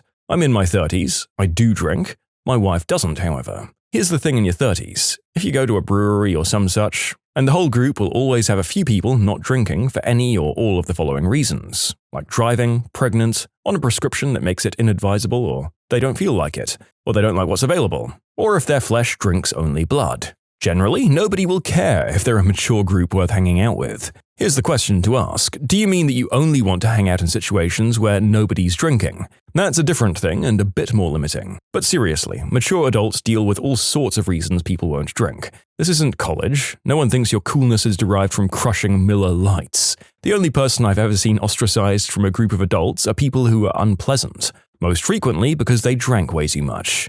Yes, this. My friends who don't drink still hang out with us when we go out to drink. They'll just ask the bartender for a mocktail, or just get food and still sit and chat with us. It's also a matter of being with people who are inclusive and being mindful to not make you feel left out. I would refute this partially in that there are limited societies or settings with a bloke culture that might counter this. For example, being a guy in rural New Zealand and wanting a mocktail really didn't fly socially in the way back when, and probably still doesn't in a couple of places. But at least the centers of acceptable sobriety are spreading quickly, and now they take up more spaces than not in Western countries. Good for us. Take a CPR class and talk to the people there. Follow up with a Stop the Bleed class if you want another go at it. Active sports. My weekly bicycle ride is usually about 30 people. Easy and natural to make friends.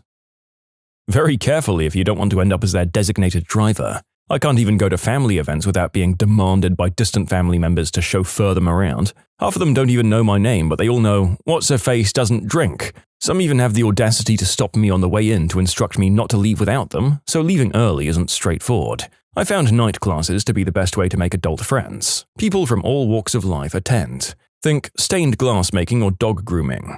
A great way to meet interesting characters. Also, if you have a local drama society or musical society, I'd recommend joining it. You don't even have to be on stage. Stagehands, set painters and stuff are always welcome and appreciated. Join a cult. Brazilian Jiu-Jitsu. All you need. It solves a lot of problems everyone has as an adult. First, you meet a lot of people, whether in your own club, competitions, the camps you all go on together. Any relatively big city should have a Brazilian Jiu-Jitsu gym, so you can meet people anywhere. It keeps you fit. Each training session involves sparring, and it's very similar to a HIIT workout. Although you still see a lot of examples of typical dad bod veterans who will destroy you. You join a community in which you can be a part of for life. It's like a church with traditions, but where everyone's trying to choke each other in stylish pajamas. It's great for the mind. It gives you confidence, but at the same time, it's a good ego killer, and it seriously teaches discipline, consistency, camaraderie, and for some, it's also a good outlet 2 to 3 times a week. You learn some actual self-defense. Jiu-jitsu is one of the main martial arts in MMA. It revolves around grappling and taking people to the ground, where striking becomes way less effective. Of course, it's not going to save your butt from a group fight or someone with a knife, but it does help, and it gives you something to strive for a very long time, or for life. A black belt takes around 10 years, and even if you get it, there's still an almost limitless amount of things you can still learn and teach. You start prolonged eye contact and follow them everywhere until one of you starts a conversation. Ride motorcycles. I made most of my friends because I started streaming video games. I didn't meet them all from streaming, but as I started to get to know a few of my regular viewers, we became really good friends. I also got better at being able to tell if someone was going to turn into a butthole early on. So I got more confident with socializing, and I started to meet new people on Reddit and Twitter and stuff. I even met someone in the checkout line at Walmart who seemed like my kind of person, and I made sure to exchange info with them right away. An adult internet person asking other adult internet people how to make friends? I mean, this is a stereotype, surely. Personally, I think the greatest miracle Jesus ever did was having 12 close friends by the age of 33. Pretending to be drunk. Bro, did you just crap your pants? Yeah, I'm so drunk. You've been drinking a Diet Coke the whole night. Hobbies. Most of my friends made as an adult have come from various board game or video game clubs. Who needs friends when there's hot, lusty, older singles in my area trying to meet me?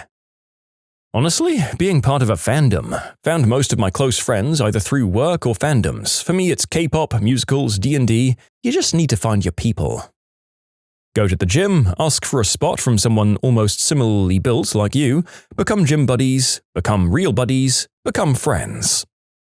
Okay, seriously, most of us have few friends, if any. Most of them are carried over from childhood, and the relationship is based on nothing more than nostalgia.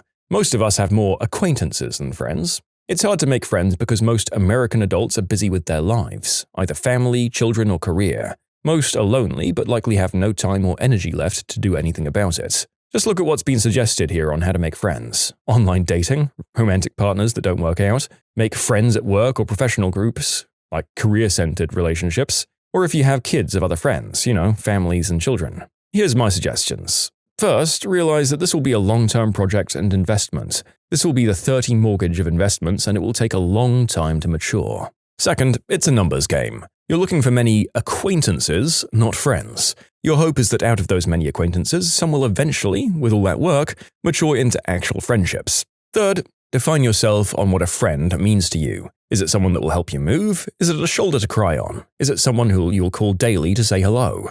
Fourth, you need to become the good friend to one or some of those many acquaintances we talked about above. You need to exert the effort you want to see in others towards you. Some will reciprocate, others will not. Leave those in the acquaintance pile and move on. They might eventually mature to friends, maybe not, and that's okay. Fifth, so how do you make acquaintances? Well, now that we know what you're looking for, acquaintances and not friends, well, those are everywhere. It's the people you run into daily. 6. Well, how do you make those acquaintances into friends? Reputation, frequent interaction, frequent positive interactions, common interests. This also means common geographic proximity, like your local neighborhood, ongoing common interests and the like. And finally, if you have extended family, I'd encourage you to reconnect with them. You meet good people through other people. Become the good friend to someone else and they'll introduce you to others. Good luck, folks. Go with the knowledge that we're all lonely and many of us are in the same boat and many of us are always in search of friends. Many people are shy. Don't think they don't like you. Many people are busy with life. Don't take it personally. Many of these people will make time for a good friend if you give them enough time. 78% of self-deletions worldwide are men. What can we do to help them? Real ways to support men's mental health. You really want to cut down on how bad some of them are feeling? Don't expect men to be manly. We have worries, we have fears just like anyone else. Sometimes we don't want to do the deed, we just want someone to hold us and tell us everything's going to be okay. The modern world shouldn't expect someone to be anything other than a contributing member of society, be it any way. Men like power and feeling looked up to, but like women and children, we need someone to love us and someone we can fall back on. When a man or even a woman is shutting people out and isolating themselves, they need your love the most. I hope someone can take something from this. Stop calling them weak or wimpy for having feelings. Humans feel feelings and it's normal, and expressing them doesn't make them less of a person, no matter their chromosomes. Treat their mental health seriously. When they're struggling with a problem, the only advice that's given to them is to man up, which in my opinion, they've done, and they actually need help. Treat us like humans. I was the victim of some pretty messed up stuff as a kid, and frequently resorted to pretty bad coping tactics, but whenever I talked to someone about it, they scoffed and said I was telling fibs. Please, if you're thinking of doing anything drastic, please seek help. Don't go it alone. I told my wife about some of the stuff I was subjected to as a child. It took me nearly 10 years to work up the courage to talk about it. Her response was, well, I can understand why they wanted to do that to you. And that was that. My beautiful children are all that keep me going at the moment. You'd better believe I won't be talking about it again to people face to face. An uncle-in-law ended his tenure on planet Earth this week. That guy was basically screaming for help and threatening to do it for days. He was 48. What are the options? If I was dealing with heavy depression and just wanted to talk to someone, where do I go? I've sought independent counselors and they usually turn out to be nutcases themselves. Seems like this just adds to the overall feeling of hopelessness. In the US, people apparently call hotlines like 211 pretty frequently just to talk. They'll always listen if you don't have anyone else, even if you're not having any sort of self-deleting ideation.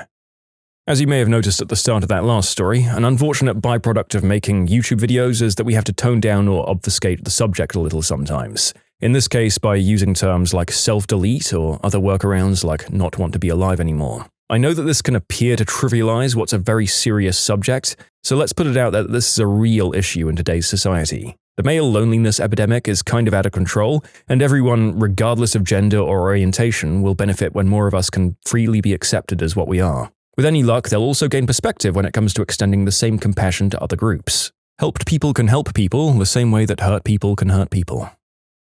Stop telling them to man up or grow a pair, because men suffer too.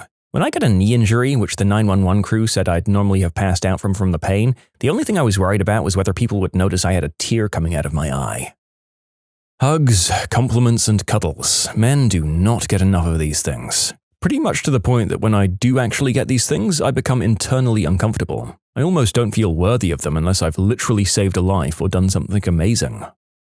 Hey, I know a good way to support men's mental health. It's to not abandon your best friend of 10 years after he begged you for help. F you, Sam. Yeah, F you, Sam, on this guy's behalf. Compliment them, even if it's something small. Wow, that's a nice shirt. It looks good on you. Oh, your hair looks nice today. A girl complimented me on my nose 4 years ago. Weird, I know, but I still remember that compliment. 2 girls have complimented my teeth in the past 6 years. I remember their names. Compliments matter. Provide more opportunities to form communities and activities that cater to different men's needs. A lot of us don't have friends or intimate platonic relationships, and we're in desperate need of that. I'm a 34-year-old married man who's also a father, and I have no friends that I see or socialize with on the regular. I think this is a part of aging and of having a family that needs me. The same can also be said for my wife. She's the only person in her circle of friends who's a working mother and is married, so she pretty much never sees any of her friends. Sometimes things like family duties can just bury all of your free time outside of work. We like hugs. Just hug, please. Mental hugs to everybody who saw this. I can't count how many times I've tried to approach friends about what I'm going through and gotten cold frickin' receptions. I've been ghosted by friends on more than one occasion for doing little more than having feelings. Men are meant to act like nothing ever bothers them at all, so we end up bottling it up until it comes out in the worst ways. For me, it's often alcohol. Stop using expressions such as man up or stop being a girl part when a man expresses any sad emotions. Lead by example. For so long, men have been taught that they always had to be hard and tough to be real men. It's time to break the cycle and have fathers show their sons and daughters that it's okay to feel all of the feels. It's okay to cry, it's okay to be vulnerable and to open up about your struggles. Accepting that men can also be victims of physical or emotional mistreatment and the unspeakable act, and providing as much support for them as we do for women. Listening to each other. It's pointless telling men to open up about their feelings if no one's there to take them seriously. Body shaming is just as bad when it's directed at men. Men receive so little compliments. Tell them they're looking fit. Okay, update. I'm finding the discussion in the replies so interesting and I'm so glad to be a part of it. You people raised some great points. I'll reply, but just to clear up a few things. When I say let men cry and show feelings, I don't mean they need to start crying and mull over every little thing. All I'm saying is that there needs to be a healthy balance between expressing and regulating your emotions. Everyone has different coping mechanisms. Yes, at times it's necessary to just suck it up and to do what you've got to do. However, it's not healthy to just suppress every negative emotion, something that's still often encouraged in our society, by the way. Not only does this cause things to build up, eventually destroying your mental health, but it also inhibits you from learning how to communicate your feelings, good or bad, to people. If something hurts, then it frickin' hurts. If it upsets you to the point of tears, that's okay. Let it all out. There's no shaming here. Your girlfriend broke up with you, and you just need to talk it out? Call up your friend. Tell them how this really sucks and how they can support you. Don't feel like talking to anyone about it? Well, that's okay too. Let your friends know that you're going through a hard time and you can fill them in later, if you want to, after you've had your time alone. In short, let's break down those outdated gender norms and start using those healthy coping mechanisms. Cheers! I think the best thing we could do to help is do something about the male homeless problem. Last statistic I saw was around 85% of the homeless population was male. In my town, there's exactly one homeless shelter that will admit men, even when it's below freezing outside. The rest have a very strict women and children only policy. They'll turn away entire families unless they're willing to split up and send the father back out into the cold. Destigmatize men talking about their feelings and thoughts. Not only that, but make men's resources a normal thing. When I was finishing high school and visiting colleges, I noticed that almost all had a women's resources center, but none that I saw had a men's resources center. I definitely think that colleges making their campuses a safe, healthy place for women is extremely important, but they should be doing it for men as well. I do realize that men don't have to deal with unwanted advances and other issues nearly to the same extent as women, but there are many other factors that can contribute to a student's well-being. I think, especially in the formative years, while young men and women are in college, they should be given resources to deal with whatever's causing them to feel anxious or depressed or alone. Statistically speaking, men work more, work longer hours, work in more dangerous professions, and consume more substances, like alcohol and other things. In addition, men, on average, have fewer close friends and feel lonelier than women. I think the fatigue of such a life can be quite draining. I don't think the problem is that men don't talk about their feelings. I think the problem is that they often don't have someone to talk to. In addition, it can be quite hard to make new friends, especially when you're past your 20s. When you know that the people you're interested in are married and have kids, they're preoccupied with their own lives. I felt very sad and lonely after my last long-term relationship ended. It took me over 6 months to find new friends, and I'm a hardcore extrovert. Still, I made a bunch of new friends within the past year or so. I'd like to encourage anyone who feels lonely to put yourself out there. Talk to people. If you like them, ask them if they like to hang out with you. Do you know how I became friends with one of my best friends now? I straight up told him that I felt lonely and that I like him and I'd like to become friends with him. And for those of you who already have plenty of friends and a busy life, maybe make some room for people in your community who aren't as blessed as you are. All of this is true. I guess our second disclaimer of the video should be that none of this is to say that men have more problems than other groups, just that the societal tendency right now is to pretend that men's problems aren't problems in the first place, where they might be sympathetic to the plights of other groups. Difficult topic to navigate. I'm 40 and I can confirm that it's very hard to find or make new friends after your mid-20s. Toss in the fact that I'm not into watching sports and it's just that much harder to even jump into a conversation, let alone make a connection. Give us one compliment, just one. A girl once said I had really pretty eyes. That crap was 7 years ago and I remembered it perfectly just because it's all I've gotten in 7 years. I had a patient tell me my eyes were a lovely shade of crap-stained green. And I still remember it 6 years later, not only because it was a good burn compliment, but because men just don't get any form of compliments often. I generally make it a point to compliment my wife several times a week. We're going out? You look fantastic. She just got back from the gym. Booty on point, babe, etc. She also can't walk 5 feet without some rando complimenting her. I get about 1 or 2 compliments a year at most from her. Generally, I have to solicit them too. I've even discussed it with her several times, and it hasn't really changed anything. Okay, update. I should clarify that 1, I love my wife and my wife loves me. This was only highlighting the men compliment issue.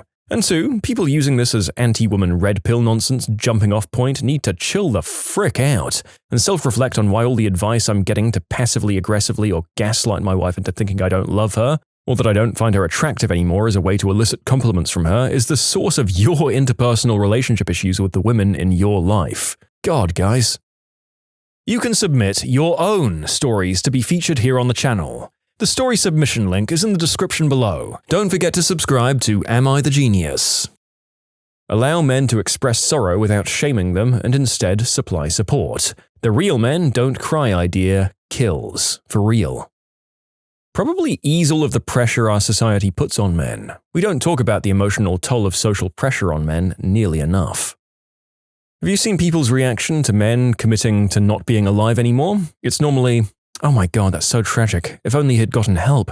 How could anyone think that they're that alone?" But then you've got to look at their reactions to men on the verge of not being alive anymore. "Oh my god, he's so creepy. Such a downer. Stay away from him. He's such a freak. Ew, can you imagine even living like that? Pathetic. What a loser. So cringe." This is very real. I attempted self-deletion and I was called a little B-word, and everyone was like, "What the frick, dude?" But I was thinking, what about all of the people who actually succeeded? You treat them like victims, but you treat people who've attempted it like attention-seeking creeps. Even people who are only attention-seeking actually have a problem that's being tossed to the wind. It only matters if you're successful. Ugh.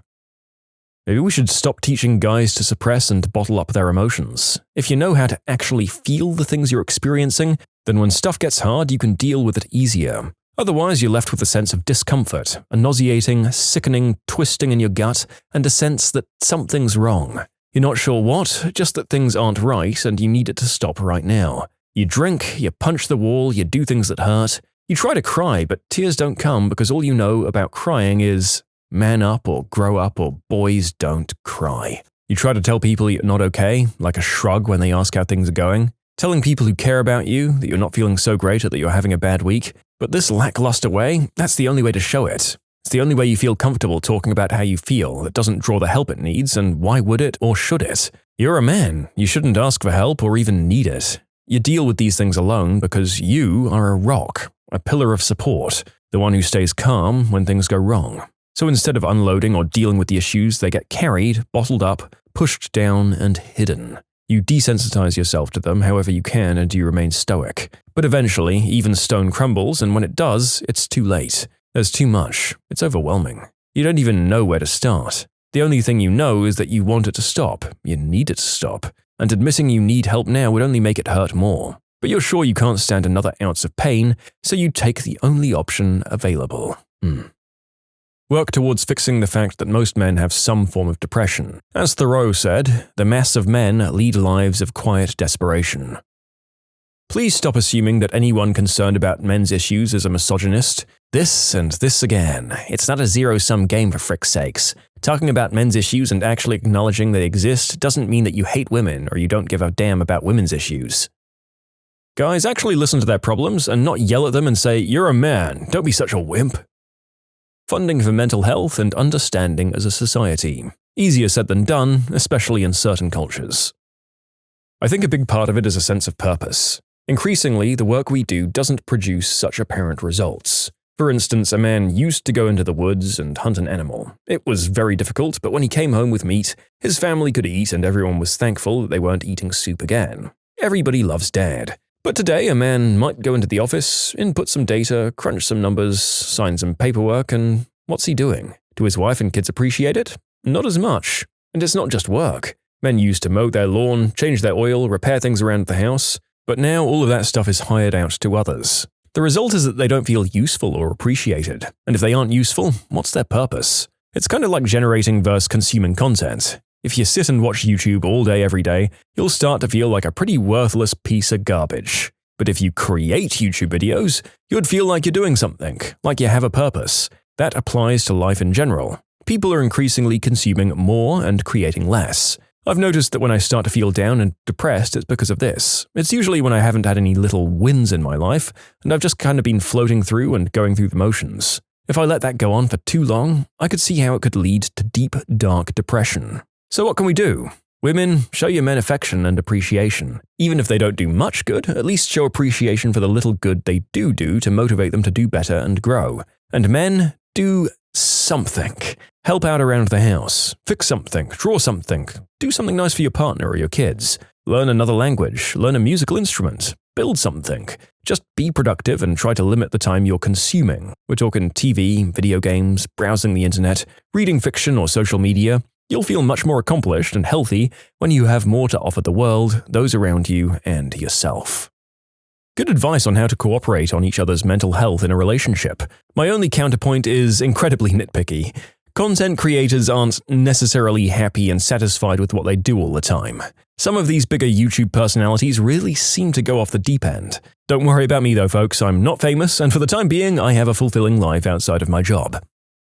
Although we're vocally allowed and encouraged to be open about how we feel or think, we can't. If something's a genuine problem and we verbalize it, the reaction is almost always others jumping down our throat as though we have no right to complain, or mocking us as we've supposedly been living privileged lives. It's become worse in recent years as we literally have to tiptoe around while being blamed for everything generations before us supposedly did.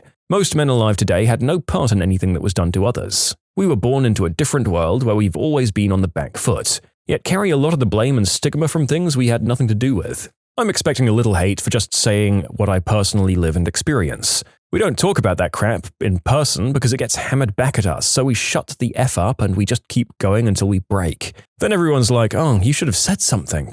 No, we shouldn't, as it just creates more stress and makes things more difficult. You want to help? Then create an environment for men equal to that of everyone else instead of dwelling on the doings of long-dead people and putting men separate and last. The thing about equality is that everyone is equal regardless of gender, sexuality, and age. People want to know what can be done to help, but when they know, it just gets buried again. It's easier to just not bring it up so we don't face all the BS and drama about how hard everyone else has it as if we live in golden castles. Too many people see the world through decades-old, rose-tinted glasses. Things need to change.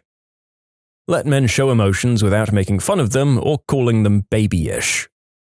Stop overworking and underpaying them and putting unreasonable expectations on them. Emotional support is useless if it doesn't fix the problem. And I'll be included in these statistics because I'm so freaking tired and nothing works. Meds don't work, therapy doesn't. I thought being a workaholic would work, but that doesn't. My friend, who's been given everything in his life, told me to be grateful. F him. He's had every opportunity in his life just given to him. Legacy student despite his 2.5 GPA, given a $70K job in rehab because a follow junkie took pity on him. Maybe men delete themselves more because, like me, they realize the system is rigged and that most have no frickin' chance. This is going to be an America-centric response. So many responses are around supposed cultural insistence that men be tough or stoic, but over the last few decades there's been a huge cultural push to make it okay for men to be sensitive and share feelings. An American male is way more encouraged to express his feelings than he was in 2000, 1990, or 1980. Has this correlated to a decrease in these statistics? Is there an objective increase, or is this all perception based on increased information availability? Real questions. You're correct that there's been a huge push, but I don't think that's made it okay for men to be sensitive yet. Tolerated? Sure. But actually accepted in a holistic way? Hell no. You can't really make the leap that we've solved the issue that men are still largely pressed to be stoic. And according to statistics shared in other responses in this thread, nope, quite the opposite, actually. Recorded rates of self-deletion have gone up in the last 20 years, roughly. In the US, that is. Opioids, war-related PTSD, states that never recovered from the recession, traditionally male industries being automated or replaced, and that's something that'll get even worse when self-driving trucks happen. Men are also allegedly more prone to attempt to end things in more violent ways. We're talking a firearm versus some pills that you could throw up. The why isn't that baffling, but I'm worried it'll get worse as rural communities get left further and further behind. We can work to promote more blue-collar jobs, fight to make mental health care more accessible, and do more for people struggling with substances, alcohol, and PTSD, but I'm not sure we will. A man here with what we'll call mental health experience. Here's a few things that would help. 1. No financial barriers to therapy. It's a net benefit to everyone if taxes are spent on free access to therapy. Even in my home country of Canada, I couldn't afford $150 an hour for therapy when I wasn't doing so hot. 2. Early education in personality psychology. There should be a course starting in the 9th grade about the Big 5 personality model and how your idiosyncrasies as a person contribute to your mental health. Big change when I learned about this at the age of 30. 3. Stop with the patriarchy and man-hating nonsense. Most men aren't in the 1%. It sucks when you're told you oppress people just by existing. Like, dude, I'm $500 away from being homeless and I have no friends. What the frick are you even talking about? 4. Encourage positive male role models. We need good, wise, strong father figures to instill positive masculinity in our boys and young men so they don't fall prey to the dark side of masculinity. Father figures matter. There's so much to say, but that's all I've got. Ad Victoriam, brothers. Keep your chin up. The flowers will bloom again one day. It might not be today, tomorrow, or even next year, but things will get better. Take solace in the fact that you're not alone and that we've made it to the 20s. Movies, video games, life, and memes in 1, 2, 5, 10 years are going to be so frickin' crazy. Keep fighting that good fight. These nasty jobs pay more than your dream career. I have a friend who runs a septic service, drives around in a honey wagon to pump septic tanks. He also does repairs and installs of septic systems. He inherited the business from his dad. He has little competition and can charge whatever he wants. He'll also do emergency crappy service calls in the middle of the night, but won't get out of bed for less than $1,000. He has all of the work he needs and the phone is ringing constantly. This job is number 1 and also number 2. You beat me to it. Good pay, low stress, and as a garbage collector friend told me, it all washes off at the end of the day. Except for the Hep C and MRSA. That crap sticks with you. I met a guy that dove the nuclear reactor cooling ponds to look for leaks in the liner. He didn't work many days a year and he made the big money. And he doesn't need to use the headlights on his car when he drives home at night. Ironically, it probably has a lower than average chance of exposure to radiation compared to other jobs in a nuclear facility. First, the rods aren't going to be active, so the facility will always be at minimal radioactivity while you're working. And second, if there is a meltdown while you're there, the water will boil you to death before it stops shielding you from the radiation. I had a friend who works in the morgue at the largest hospital in our town. $100K, that's back then, I don't know what it is now. He says the largest drawbacks are A, smelling like preservatives, and B, dating is really difficult since most people assume you're a little bit messed up to do that for a living. The morticians I know are the friendliest, sweetest folks. One of them's gregarious, the other's a quiet type. They both say you've got to be calming and kind to do the job. Bedside manner for folks in some of the hardest times of their lives. You do have to be resilient though. Grief can make people real mean. You just got to shake it off and hold to that notion of what they're going through. A lot of handyman jobs in my experience. I just fixed my dryer vent today. It was pretty tedious and kind of frustrating. And with the way my laundry room is set up, it required some, shall we say, acrobatics of climbing over the dryer. If I was older or in worse shape or just not confident with a screwdriver, I'm sure I would have been paying someone at least 10 times what it cost to do it myself. I just chatted with a guy at the gym who started a dog do pickup business during COVID and is apparently doing very well. He owns a really nice house and several nice cars. I just can't fathom that there's that many people who don't want to pick up their own dog poop. Enough people to make him rich. I would absolutely pay someone $20 to clear out my kitty litter trays. Okay, these ones are the ones that surprise me the most. Like, I know it's gross, but pet poop is relatively quick and easy to clean up in the grand scope of things. How is there enough business for this one guy to make bank on? Or is he just particularly adept at money laundering? I had a plumber come over for clogged toilets. I was embarrassed because it was caused by a bunch of TP and flushable wipes in 2021. I was outside when he pulled out the largest block of number 2 and paper ever, and it smelled so bad. I told him after the smell went away and he was still pulling it out, looking like a hot, sweaty Florida crap. I'm so sorry for the smell. I'm revoking their wipe privileges. And he just smiled at me and said, "That's the smell of money. I don't care." And he went on his toothless way. Never forget, never want to flush things down again after seeing that come back up. Ugh. He's a joyous plumber, laughing and literally whistling, probably a song of dumb people like me. "Smells like money," he said. Plumber's apprentice here. Between training pay, commission, and his standard labor, my trainer comes out at around $105K last year. I've seen the W-2 myself. I'm here at $16 an hour until my 90-day probationary period is up. Wish I would have done this sooner in life. Death scene cleanup. It pays well, but one needs all of the PPA and a strong stomach. Several years ago, a loner guy with no family died in his house across the street. The pizza delivery guy went in to see what his regular was up to, and he'd been dead about a week. In the summer, with no AC. The entire house was trashed. A guy bought it at an estate sale, fixed it up and sold it. The deceased dude partly melted through the floor and into the crawl space. The death scene cleanup guys who went through there first told me the house insurance pays for the work. About $20K for a week's worth of tearing out and sanitizing. They had a couple of different dumpsters there, and like an idiot, I stuck my nose into one. Yikes. At least where I'm from, the sea. A maritime chief engineer makes 15 times what the average person makes in Greece, and most of them work a few months per year and they're set. Say goodbye to family and friends, though. Sailing. The saying is that most of the pay is compensation for the lifestyle of being home half the time. I know so many guys that said they'd quit if they found something that paid even half as well. I stopped after like 10 years. I figured it'd be something productive and profitable in my 20s, but after that, you start looking for more life out of life. I mow lawns. I made my first million a couple of years ago. Been grossing over $100,000 for a few years now. Never advertised, no business card, no name on my trailer or pickup. Just word of mouth and quality work has grown my business to the point that I'm busy every day from April until mid-November. My first year was laughably bad. I only made about $8,000 gross. I was a laid-off electrician, so luckily I had some electrical jobs to fill in the gaps. I also worked part-time for an HVAC company. I busted my butt for 5 years or so and just kept growing my customer list. Now I only mow lawns and do basic sprinkler maintenance and the occasional tree trimming or hedge. But those side jobs are only for lawn customers and add up to less than 5% of my yearly income. Deep sea welders. That crap does mess you up though.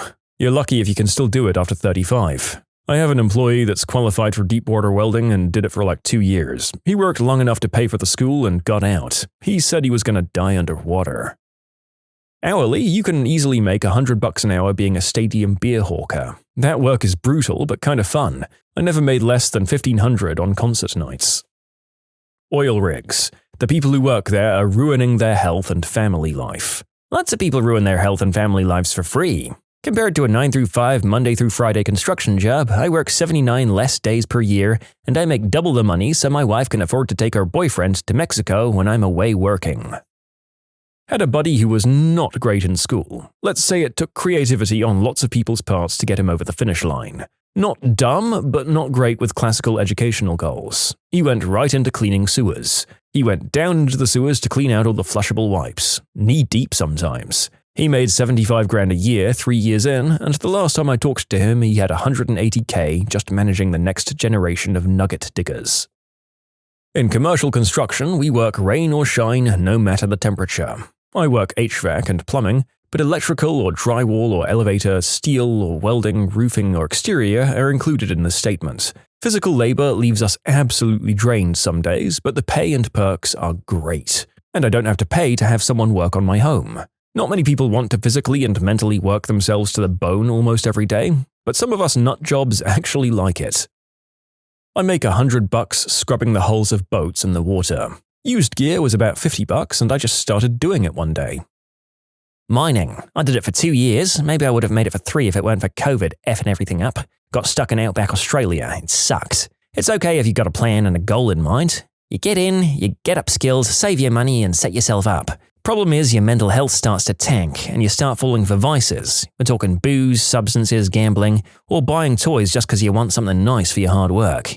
We're talking your jet skis and stuff. It's so easy to let lifestyle creep come in and keep you stuck with golden handcuffs. That and the food is plentiful, and with long hours and dessert, you can put on weight very quickly. Get into a routine, go to the gym, keep a goal in mind with a little flexibility of small rewards as you're getting there. And take advantage of any free things offered on the job, such as counseling services.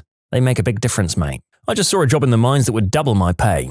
Super tempting, but I know my mental health isn't where it needs to be to go back there yet. The narrator kind of regrets he didn't do this in Australia, since he just did a bunch of hospitality that wrecked his mental health for no money anyway. If I'd done this, at least I'd have made way more money doing it. I think if you're a structured, rigid person and able to just compute a game or something for 2 years, which I did through the pandemic anyway, this job might be a good option. Not for social butterflies, though. I'm not sure if it really counts, but for me the pay is decent and it exists because other people are lazy. UX research. Research where you watch and analyze customer behavior instead of going off common sense. You see, a lot of managers feel they're secretly powerfully intelligent leaders with unique insights, so they avoid doing it because it challenges their ego. A place with it built in is fine, that's not avoidance. I'm talking solely about the UX rescue teams that get built to save a product or company for this question. Here's some of the dumb choices we've had to stop stupid managers from taking. Oh, but hot chicks sell. All we need to do is put a hot POA on it. Nope. Customers love AI bots, and they're cheaper than a help desk. Nope. This'll be fine. I love a mysterious walk at night. 50% of your clients are women. Nope. I'm producing this as the paid disability solution for this venue. It needs stairs to reach it. Nope. All of X love Y, which is great because I'm not one of those X idiots, so I'll rip them off. They didn't love it, and you're a moron. We'll just commit fraud. The customers won't find out. No. My government solution for train fares has this gate design. That gate design crushes wheelchairs. No. And the worst one, which is always some variation of, I don't need to waste money on research, I know exactly how people will use this. No. Bad entrepreneur. One person is not a decent sample. Anyways, we sometimes get assembled and panic paid to rescue a shareholder investment because somebody crushed someone because they forgot toddlers exist. On that topic, most XR headsets cause way more nausea and physical pain for women because, well, guess why? You can submit your own stories to be featured here on the channel. The story submission link is in the description below. Don't forget to subscribe to Am I the Genius? Dog walking. Like most people don't want to take their own dog out, so they pay me way more than I expected to do it for them. Windmill and turbine maintenance workers, as well as most jobs that require a person to do regular outside work at great heights. I'm seeing a pattern with some of these jobs. The worse it smells or the more likely you'll need therapy afterwards, the better it pays. Exterminator. You're basically a paid hitman for roaches. Used to do commercial large-scale sandblasting. It's dirty work, but it pays great. Requires less skill compared to other jobs on the projects we've worked at. Poopsmith. Crime scene cleaner. You're literally scrubbing human tragedy off the walls. Huge pay, zero dinner party charm. Hear me out, divorce lawyers. It's high-paying because nobody else is willing to monetize misery full-time. The worst part in that job is the two adults separating and the kids that are left behind. Amicable separations are few and far between. It's the crap show that's more common. I know a guy who's part of that world. He's like an asset detective. He goes through the finances of each person in a divorce and digs up every last dime. Then he gives them an evaluation of what a fair split of assets looks like. He knows he does a good job when neither party is happy about his conclusions. I.e., being screamed at from both sides is a symptom of success. Fun. Water treatment plants pay very well. It's crappy work, but someone's got to do it. Yep, I'm a network engineer supporting my city's clean water system. I thought I was doing good until I started talking to the plant engineers. Those guys are making good catch plus pensions. I got into the wrong industry. Air traffic control has to be in the top 5. It's a 6-figure job with amazing benefits, employed by the FAA, but the stress of having hundreds of lives in your hands on a daily basis is so overwhelming that most people can't do it. I gave it up after 5 years. Honestly, a lot of high-paying jobs exist because they're dirty, dangerous, or just mentally exhausting. Think commercial fishing, oil rig work, deep-sea welding, or handling hazardous waste. Most people avoid them, so companies have to pay a premium to get someone willing to do the work. Basically every high-paying job to some extent. While you could make an argument that intelligence is a limiting factor, there's a lot of really smart people in the world who choose not to have high-paying jobs because they don't want the stress that comes with them. That's my finance job. Sounds good to get into finance, then you realize why you're there and what it takes. It's not an easy thing. Even if you're smart enough to succeed, you may not want to. I wish I was good at sales. Garbage picking services. I don't know about the rest of the other countries, however, in my country, people earn it in 3 ways. First, salary from their government job. Second, they charge $100 for picking door-to-door garbage from every house. And third, they sort and separate the scrappy items from the garbage and sell it to the local scrap shops. Scraping the guts of dead animals off the highways. I was offered that job in '77 for $50K a year. I'm not sure what it would pay now. Come to think of it, you had to clean up after the remains of self-deletions as well. I turned it down. $50K was insane money back in 1977 though. Another left-field answer? Honestly, a lot of corporate upper management jobs. The reason those jobs pay $300K plus, and sometimes well into the millions, is that they're absolutely awful jobs that suck every ounce of mental energy out of you and make your life generally miserable. You can't even enjoy the money. They make no sense unless you plan to write off 10 years of your life to misery and retire early. Yet lots of people get trapped into the corporate ladder climb. There's no amount of money you could even pay me to be a lawyer or investment banker. It's not even the stress and the hours. God knows I had jobs with similar hours and stress. It's the paperwork. I hate reading boring 200-page reports, I hate writing boring 200-page reports, I hate PowerPoints, and I hate arguing. I remember when I was a teenager thinking it was hilarious that a girl I didn't particularly like had a part-time job at the dump, until I learned she made twice what I did at my job at the pet store. Municipal waste has steady pay and even steadier customers. Man, working at the dump really is the kind of thing people would give you crap for in school, as you raked in money hand over fist that made any of their jobs look like crap. Ah, kids. So weirdly judgy. AG pilot, flying under 10 feet above the ground, going 140 miles per hour, avoiding power lines and trees, and also making sharp turns to spray chemicals on cheap crops. I would argue this one. There's a bunch of low-time pilots out there that are willing to do this job. No one's hiring though, as insurance will shoot through the roof for low-time pilots. Then they get high-time pilots because they're already sought out by airlines and all. Why do a high-risk job for half the pay? Drones are starting to replace this job as well, by the way. I'll tell you from my experience what isn't a high-paying job: picking up bodies for your local medical examiner's office. Obscure programming jobs in the financial sector. Had a family friend that retired from his job as a COBOL programmer that he'd been working since 1965. After a year or two of retirement, a different financial company came to him and said, "Name your salary and we'll hire you." So he requested something around $2 million a year. He was hired on the spot. High-level working girl. Plumbers are valuable, necessary, and appreciated deeply by me. We had a leak and a flange that needed replacing. We went from Friday night to Monday without a loo. I've never appreciated my toilet so much. They had to rent a jackhammer and do some bloody masonry to remove and reinstall the toilet after the repair. $2,750 for the whole Megillah. Proper IT. Most people want to do the least possible and then get the crap hacked out of their systems. And that's why I make mid-six figures. Lots of general home repairs and even light renovations. Either people don't want to try or they think they're more capable than they are. It's also hard to find people to do this. We're in the midst of a major renovation. It took me 2 years to find a suitable contractor. The main problem is most contractors who do home renos either want to redo your existing kitchen or bath, or they want to build you an entire home. There's really no in-between, at least in my area.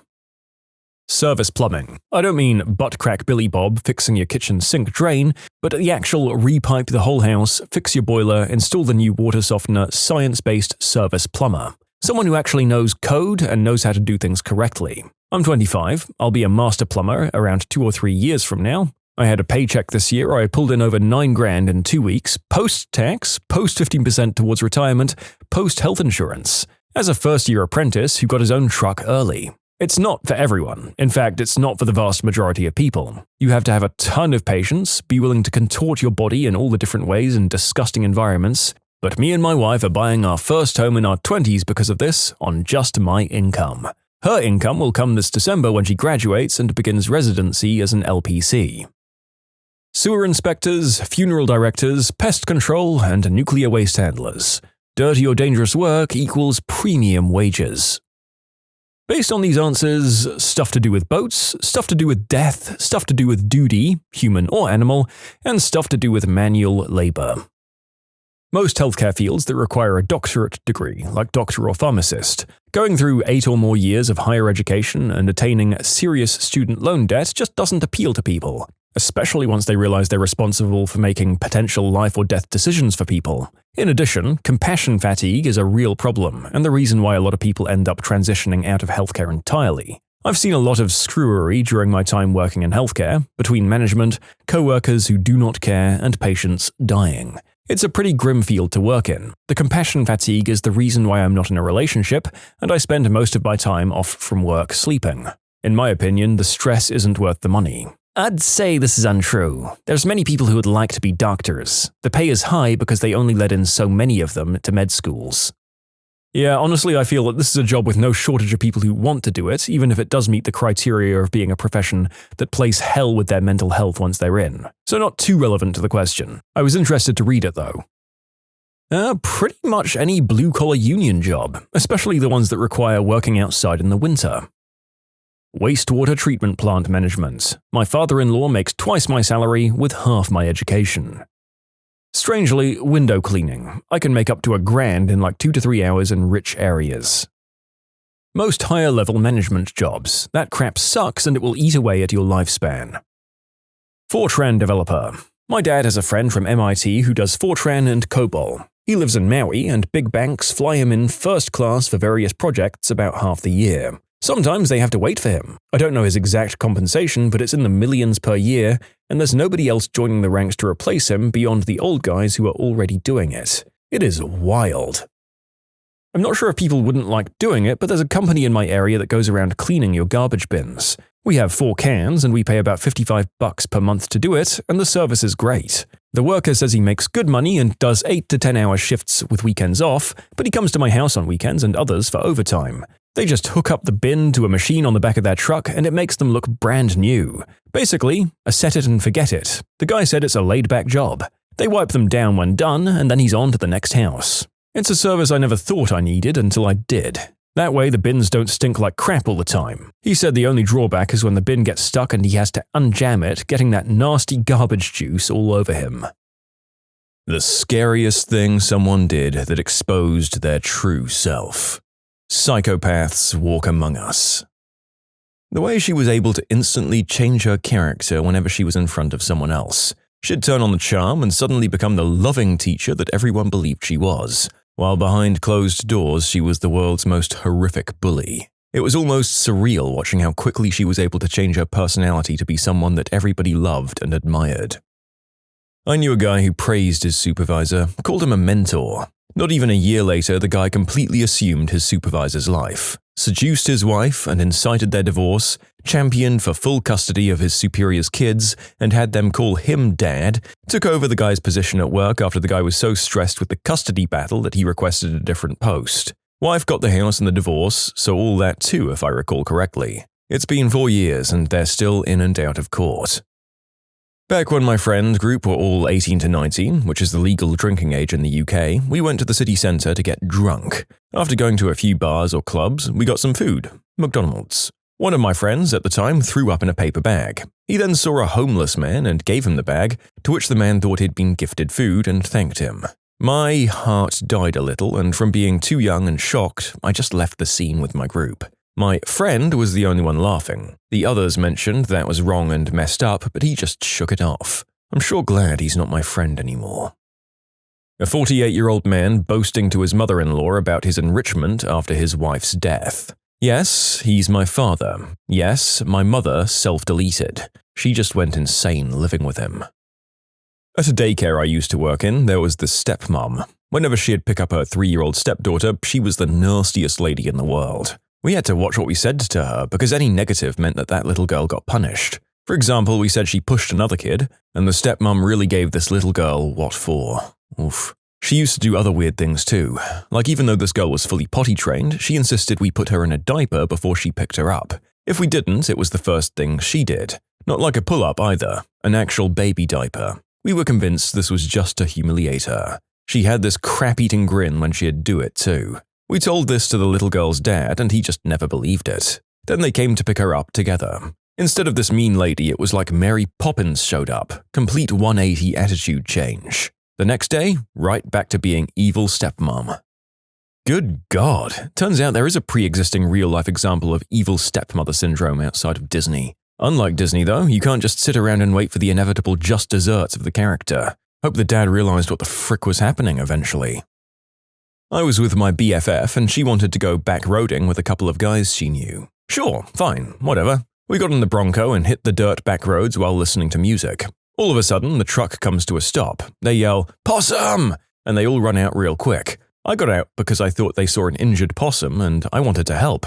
Nope, they saw a completely fine one just walking about and wanted to stomp it to death. And they did, even with me screaming and crying. My friend tried to blow it off as no big deal. I told them to take me back because I wanted to go home after that, but they wouldn't. I had to sit in that truck with those jerks until they were ready to call it a night. I did everything possible to ruin their night just so it would end and I could go home. I've never seen someone take so much pleasure in violently killing a helpless animal that did nothing wrong. That's so horrific and sad. The worst part is that possums are objectively wonderful animals. They're basically nature's cleanup crew because they literally eat parasites that can harm people and other animals. So possums literally improve their environment by making it safer for other living beings.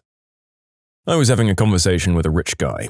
He said he and his grandfather had companies where they ventured into things like mercenary work, online gambling sites, casinos, stuff like that. When I asked him whether or not he felt guilty for doing these shady things, he said he doesn't care about commoners, and he outright said that he only cares about things which give him financial utility. He also added that his grandfather was going to give him control of the companies after he died, and not to his father, because his father was seen as too weak and soft to run the business. I'm assuming he meant that his father actually had empathy, unlike the two of them. Story from a friend's relationship with her now ex-boyfriend. During some of their rough patches, he surprised her with a dog to try and rekindle the love in the relationship. Later, when she finally decided to split with him, he threatened to abandon the dog on the side of the road if she didn't stay because he, quote, had no use for the dog anymore. He really used the dog as leverage if she ever tried to leave him.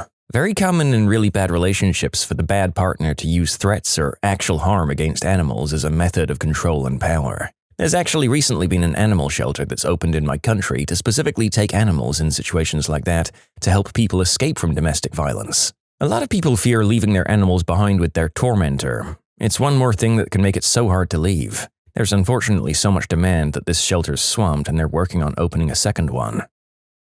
Some girl I know is constantly waving a 9mm in her boyfriend's face. She once lost her ever-loving mind because when he got home from work, he dared to turn on the TV without her present, and she came running down the stairs with a knife and stabbed the TV several times. She's constantly saying how if he calls the cops, she'll either end them both or tell them that he committed the unspeakable act on her. This happens nearly every day, and he just goes, "No, it's okay. I'm fine sleeping in my truck." I truly feel for the guy, but he's gonna end up dead. My estranged mother bought cats solely because she planned to end them. She didn't want my younger brother growing up a, quote, wimp because he dared to cry over his goldfish when he was like 6. Also, the weirdo years later threw the cat out into the street because she was tired of it trying to sneak out her legs into the porch. She left it starving for several weeks outside to get hurt by other cats. And then by the time she let it back in, she just threw it out again, claiming that it had peed on the rug.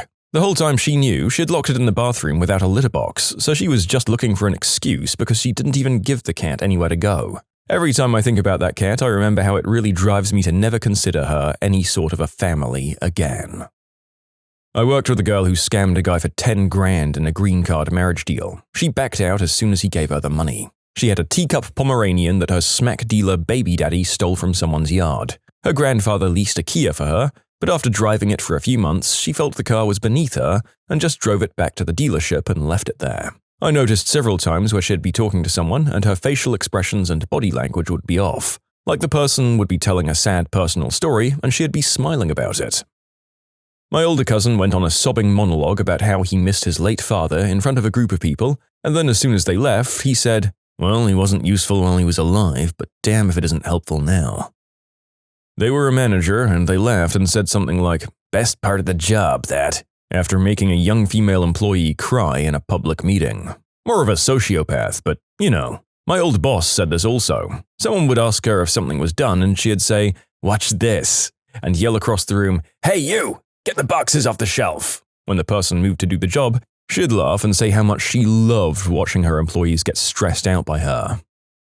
My cheating ex-girlfriend, who constantly accused me of cheating, punched me in the face while I was driving down the 405 freeway, then grabbed the steering wheel and tried to run us off the road. It started with another argument about accusing me of cheating because I worked 12-hour night shifts from 4 p.m. through 4 a.m. while going to college, and I just didn't have a lot of time to hang out with her. Then she called her mum crying and told her I was the one who tried to run us off the road. Her parents paid her half of the rent and her college tuition, but I had to work for mine.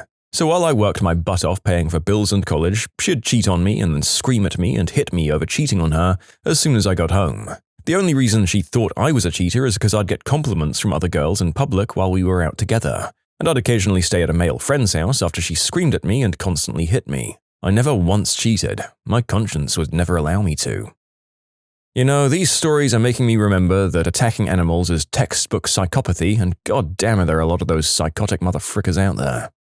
Well, we've had a lot of stories that we've actually had to skip because, as usual, I'm not sure we could get away with them, and they were brutal, believe me. That said, there really is a special place in heck for people who attack their household animals. I guess I can't put my finger on why it seems more horrific to me compared to the other scumbags, but I'm not alone in feeling that way.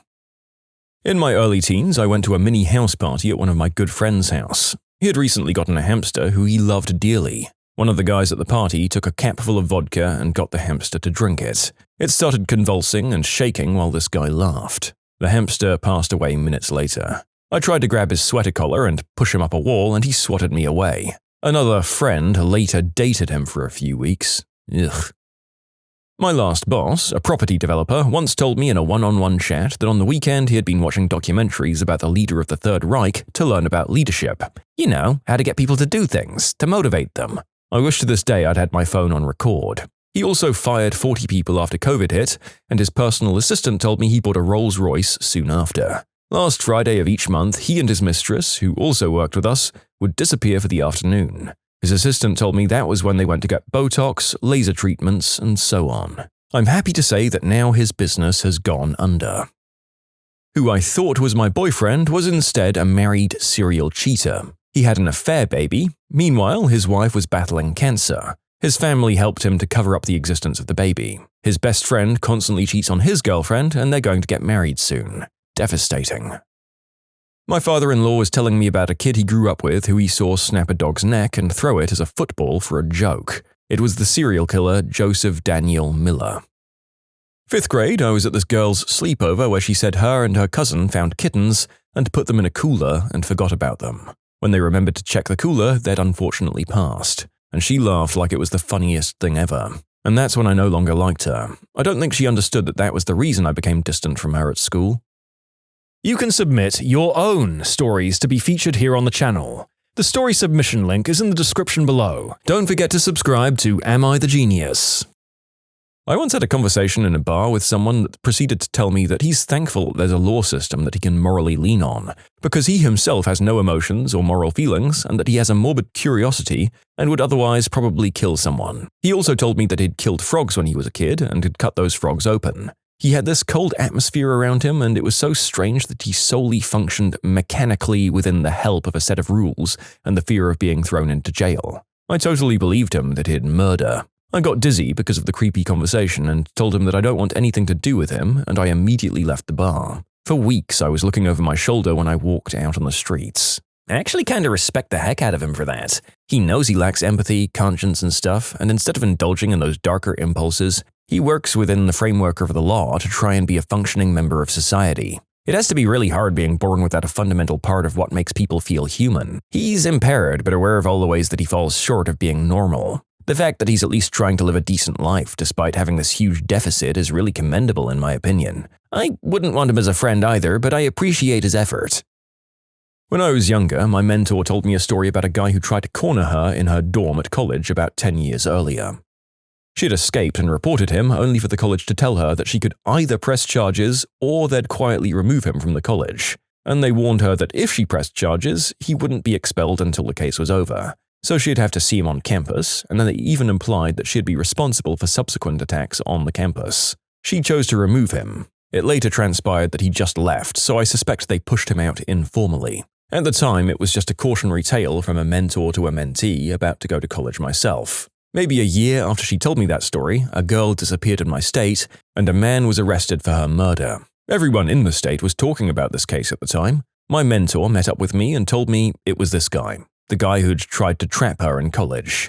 There was a month or two of limbo where the prosecutors weren't sure that he'd take the plea deal, and they thought she might have to testify, but he ended up agreeing to plead guilty. He's since been convicted on 2 murder cases and suspected of 9 more.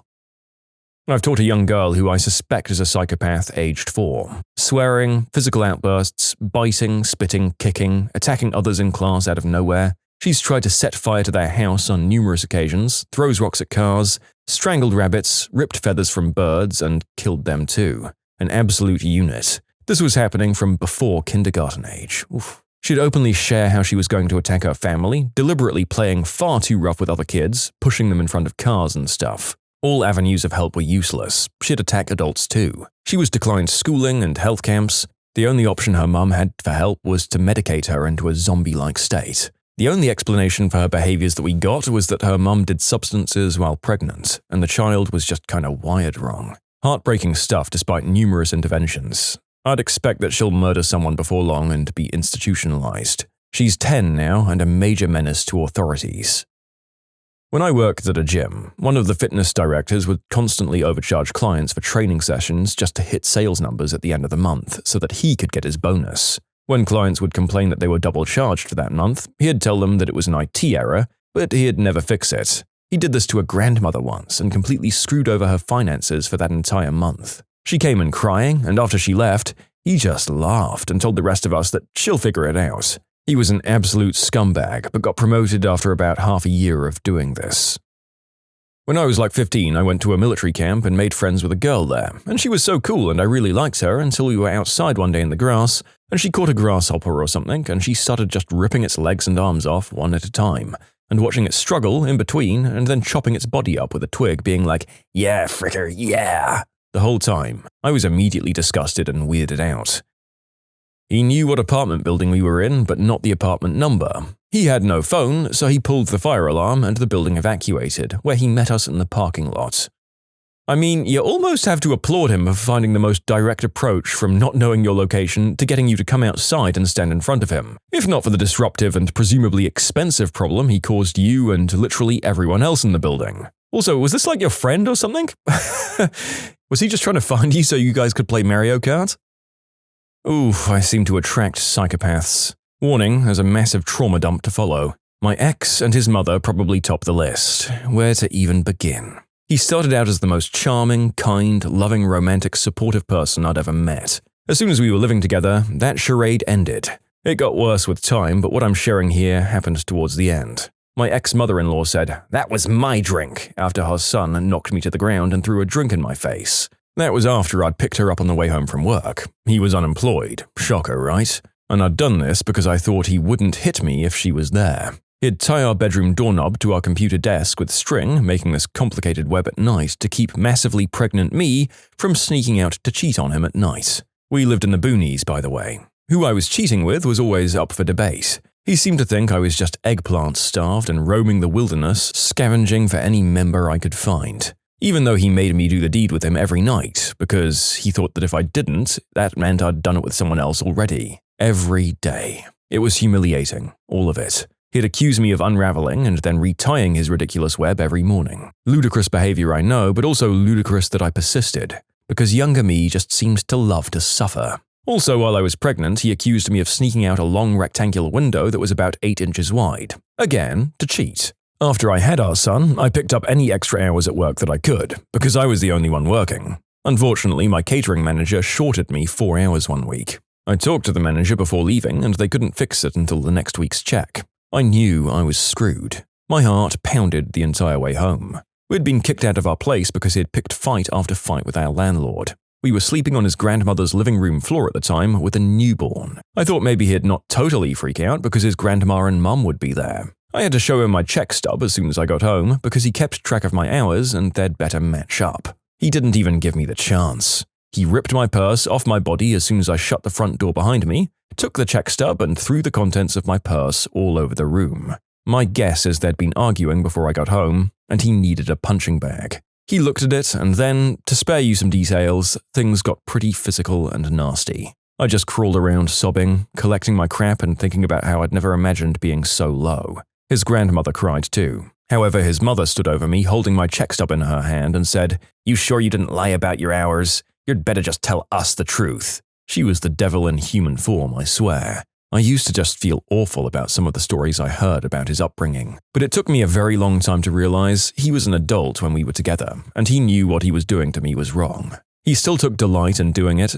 He'd laugh while I cried, mock me, break my stuff, destroy my art. I couldn't talk to my family because he said they were helping me cheat on him. He made me cry every day for 2 solid years, made me doubt my own sanity, made me seriously contemplate just not being alive many times, encouraged it. The guy wrecked my psyche. All I can say to any person who seems to pick one butthole partner after another is get some freaking therapy ASAP and save yourself, because there's a legion of awful people like this guy looking for people with low self-esteem and trauma to take advantage of. Save yourself. This is all just a drop in the bucket of the hell he put me through. I lost everything because of him. It's been 15 years since I left him, and I'm only just starting to feel like myself again.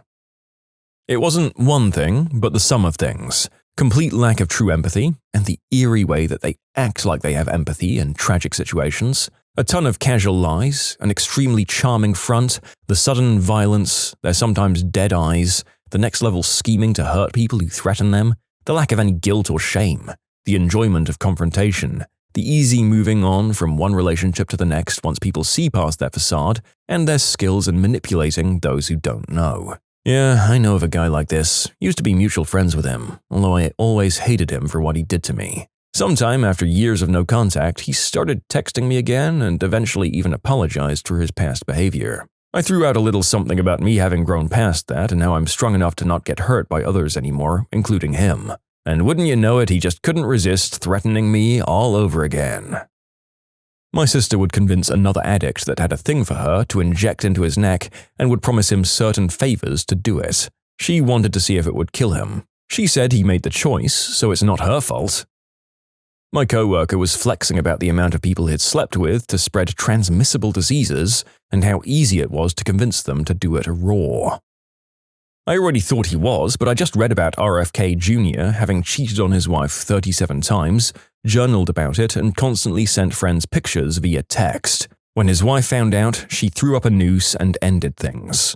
Look, he's already nuts, but I didn't realize he was legitimately that evil. And the saga continued. Look at the prolonged fight he had over her remains. My goodness. Petty revenge. The tiny inconveniences that I'd curse my worst enemy with. How about the moment they get in bed, they need water, and they don't remember if they've locked the door? Or if they have to pee every time they get comfortable in bed? You know, I'm middle-aged, and that just happens naturally once you get to this stage. I've got one. How about they feel intense empathy for the other person anytime they try to do something that's unfair or intentionally hurtful to them? Maybe that will even fix the problem. Saved passwords on all devices are always incorrect. So every time they sign into anything, they have to reset the password. There's always that one sock that just isn't right in their shoe. Or every other time they put their clean socks on, they always happen to step in some kind of water. Getting their sleeve caught in the handle whenever they pass the door. Last time that happened, I was incandescent with rage. It's a truly evil thing. It never happens when I'm in a good mood or even a neutral mood. It always happens when I'm in a bad mood, so I'm always on the verge of tearing either the door or my shirt off when it happens. Every time they wipe, it still smears, like Sisyphus if he took a crap. You know when you think you've plugged your phone, but the next day you find it at 10% because apparently it wasn't plugged in properly? Yeah, that. Itchy butthole every 30 minutes. Every time they think they've finally gotten rid of the hiccups, they hiccup one more time. They can't understand what anybody tells them the first time. It always has to be repeated. It doesn't matter if it's verbally told to them, if it's a TV show, or if it's in an email. It always has to be repeated. Honestly, I think someone's already cursed me with this one. At least the conversational part, like a quarter of the time. I do seem to have trouble understanding anyone who isn't talking the Queen's English slowly and loudly. And I wouldn't wish this on anyone, it seems to really annoy a lot of people. Reaction time of their electronic devices, like laptop or smartphone, is always 5 seconds to 5 minutes late, depending on how stressed they are. The more stress, the slower. Every time they get it on YouTube, they're greeted with a 6-second ad that's skippable after 5 seconds. And ad block doesn't work. I mean, this already happens to me. Why do you hate me? Fingerprint or facial unlock doesn't work for the first 3 or 4 attempts every time. A different key on the keyboard becomes finicky every day. Sometimes it presses multiple times, and other times it doesn't press at all. Every seatbelt they try and use does that annoying lock thing when they pull. Every shopping cart has a wobbly wheel. And their windows are never streak-free after cleaning. Have their charger be just 1 inch too short for them to use their phone in bed while it's charging, forcing them to either just wait or sit on the floor. And to add to this, every charger is slightly defective, so it has to be at the perfect angle to charge. And that angle changes every time.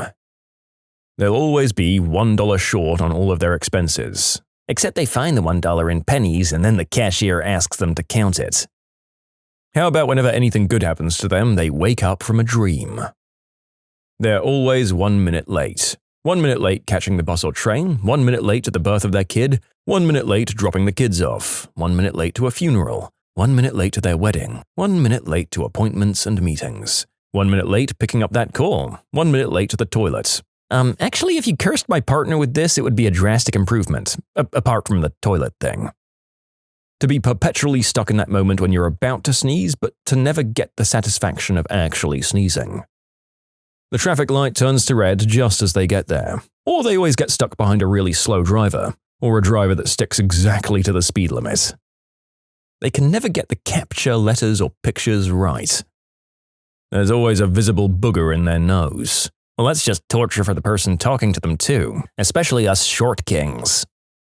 They always have a cut on their tongue or one of those infected taste buds. Every time they wipe, they get duty on their hand. Every time they pee, they get some on their pants.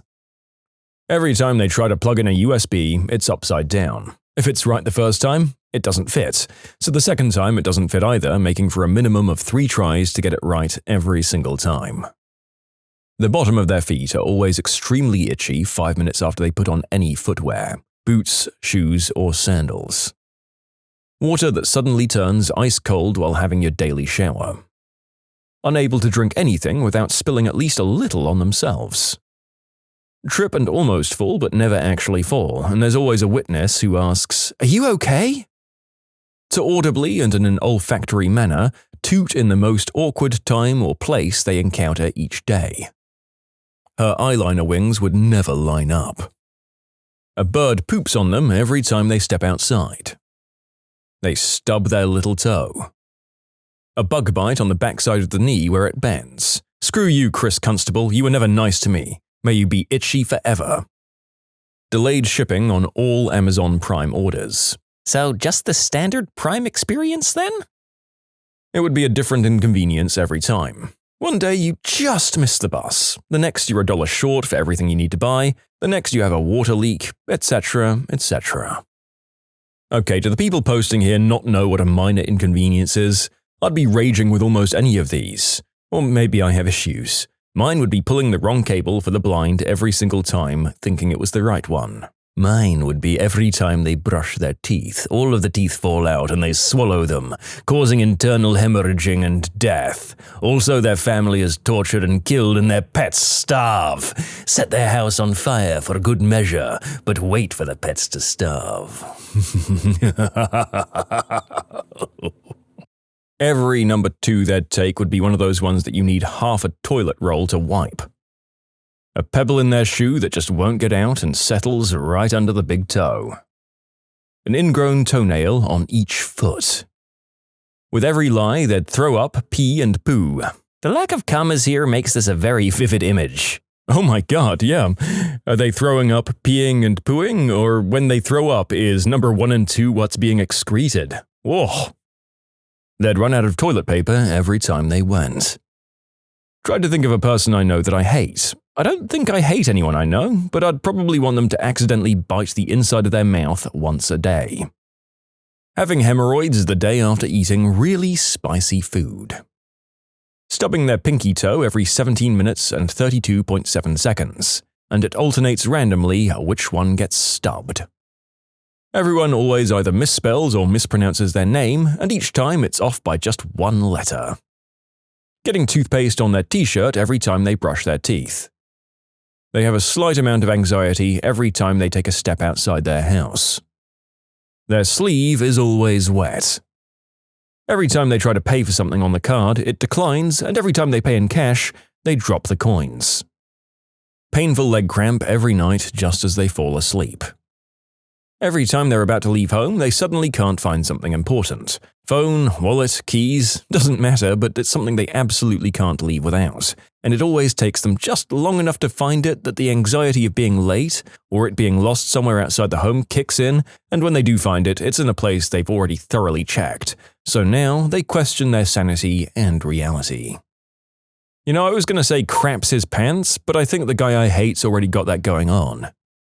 Well, maybe that explains why he's been enough of a butthole to become your enemy. Honestly, anyone going through that is probably going to be too preoccupied to be completely courteous with everyone. Maybe he's already been cursed by someone else. Perhaps if you meet him without a loaded pair of undies, he'll be nicer. Every time they open the door to their house, a sparrow flies in. They do that little trip over your own feet stumble at the most inopportune time. Step on a Lego every morning. Excuse me, the question said minor inconvenience, not torture, you monster. Never be able to connect to Wi-Fi, ever. Every time they park their car, they get out and realize they need to get back in and move it. Breaking a nail every day would be a super annoying form of water torture, but I'm having a harder and harder time summoning actual hate for folks as I get older. Feels kinda like punching myself and hoping the other guy feels it. Yes, this. Spending your time and energy hating other people literally does more damage to yourself than the person you hate. Even if they know you hate them, they probably don't give a crap. ED. They bump into every single doorway, and hopefully that doorway leads to a very long set of stairs. They can never find the other sock. Having a microscopic-sized thread of lint stuck in the eye every day. Never hitting a green light, has to stop on red at every single stoplight they come to. I wish for them to win the lottery once a year for the rest of their lives, only for a new accident to destroy each ticket before redeeming. A dog eats it one year, then it gets thrown in with the laundry, falls into a campfire, flies out the open car window, and so on and so forth. In its essence, it's just a small inconvenience to lose out on a $2 lottery ticket purchase, but the amount of mental turmoil inflicted is level 1000. Every time an animal walks up to them for a pet, it walks away just as they reach down to pet them. Losing his phone the second he puts it down, or it being on 2% all the time because his phone caused me no end of grief. Nah, every time they plug their phone in, it only remains charging for 25% of the time. The other 75%, the connection isn't right, so what would take, say, an hour charge to get to 100% now takes 12 hours. Every pen has ink, but doesn't start right away when needed. Getting a foot caught in their leggings every single time. They find a roach or two crawl out of whatever they go to eat or drink, if possible. I want them to suffer that fate. To trap a piece of skin every time they zip up their fly? Oof! Well, they're currently waking up in prison, so I guess I'm okay with that outcome. They smell a weird smell and they can't find where it's coming from. Every pen they pick up writes well for like 2 letters and then dies. They feel like they have a hair on their tongue, but they can't get it. They get pee on the front of their pants when they pee and their jacket won't hide it. Forget to hit print before they walk over to the printer, so they have to go back to their desk, unlock their workstation, click print and walk all the way back to the printer again. I could go on. A random shart when they're about to get busy with someone. You can submit your own stories to be featured here on the channel. The story submission link is in the description below. Don't forget to subscribe to Am I the Genius? Half a second audio to visual lag in all media. A mosquito buzzing around their head every night. That they realize they've left their phone at work, just after they've driven halfway home. Taste buds, but in their butthole. Eternal swamp butt. Their laundry always comes out smelling like wet dog, even after drying. I had something similar to this. I'd wash my clothes and they'd smell great. I'd put them in my wardrobe and the next time I wore them, they'd have like wet dog smell and I couldn't figure out what the frick was going on. I spent days washing everything. Not just once either. It still happened, but not as bad. Turns out my ex sprayed a fart spray or something similar in my wardrobe and it was stuck in the wood of that place. I literally lived this inconvenience and believe me, it wasn't slight. Can't hold in a toot. No way to hide. Business meeting? Rip that emission, baby. On a date?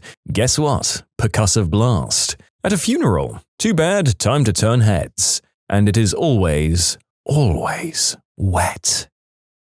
Being allergic to pollen all year round and no amount of medication could suffice. Never wished allergies on my worst enemy until now. As the old Yiddish curse goes, may you lose all of your teeth but one, so that you can have a toothache. Hemorrhoids that itch.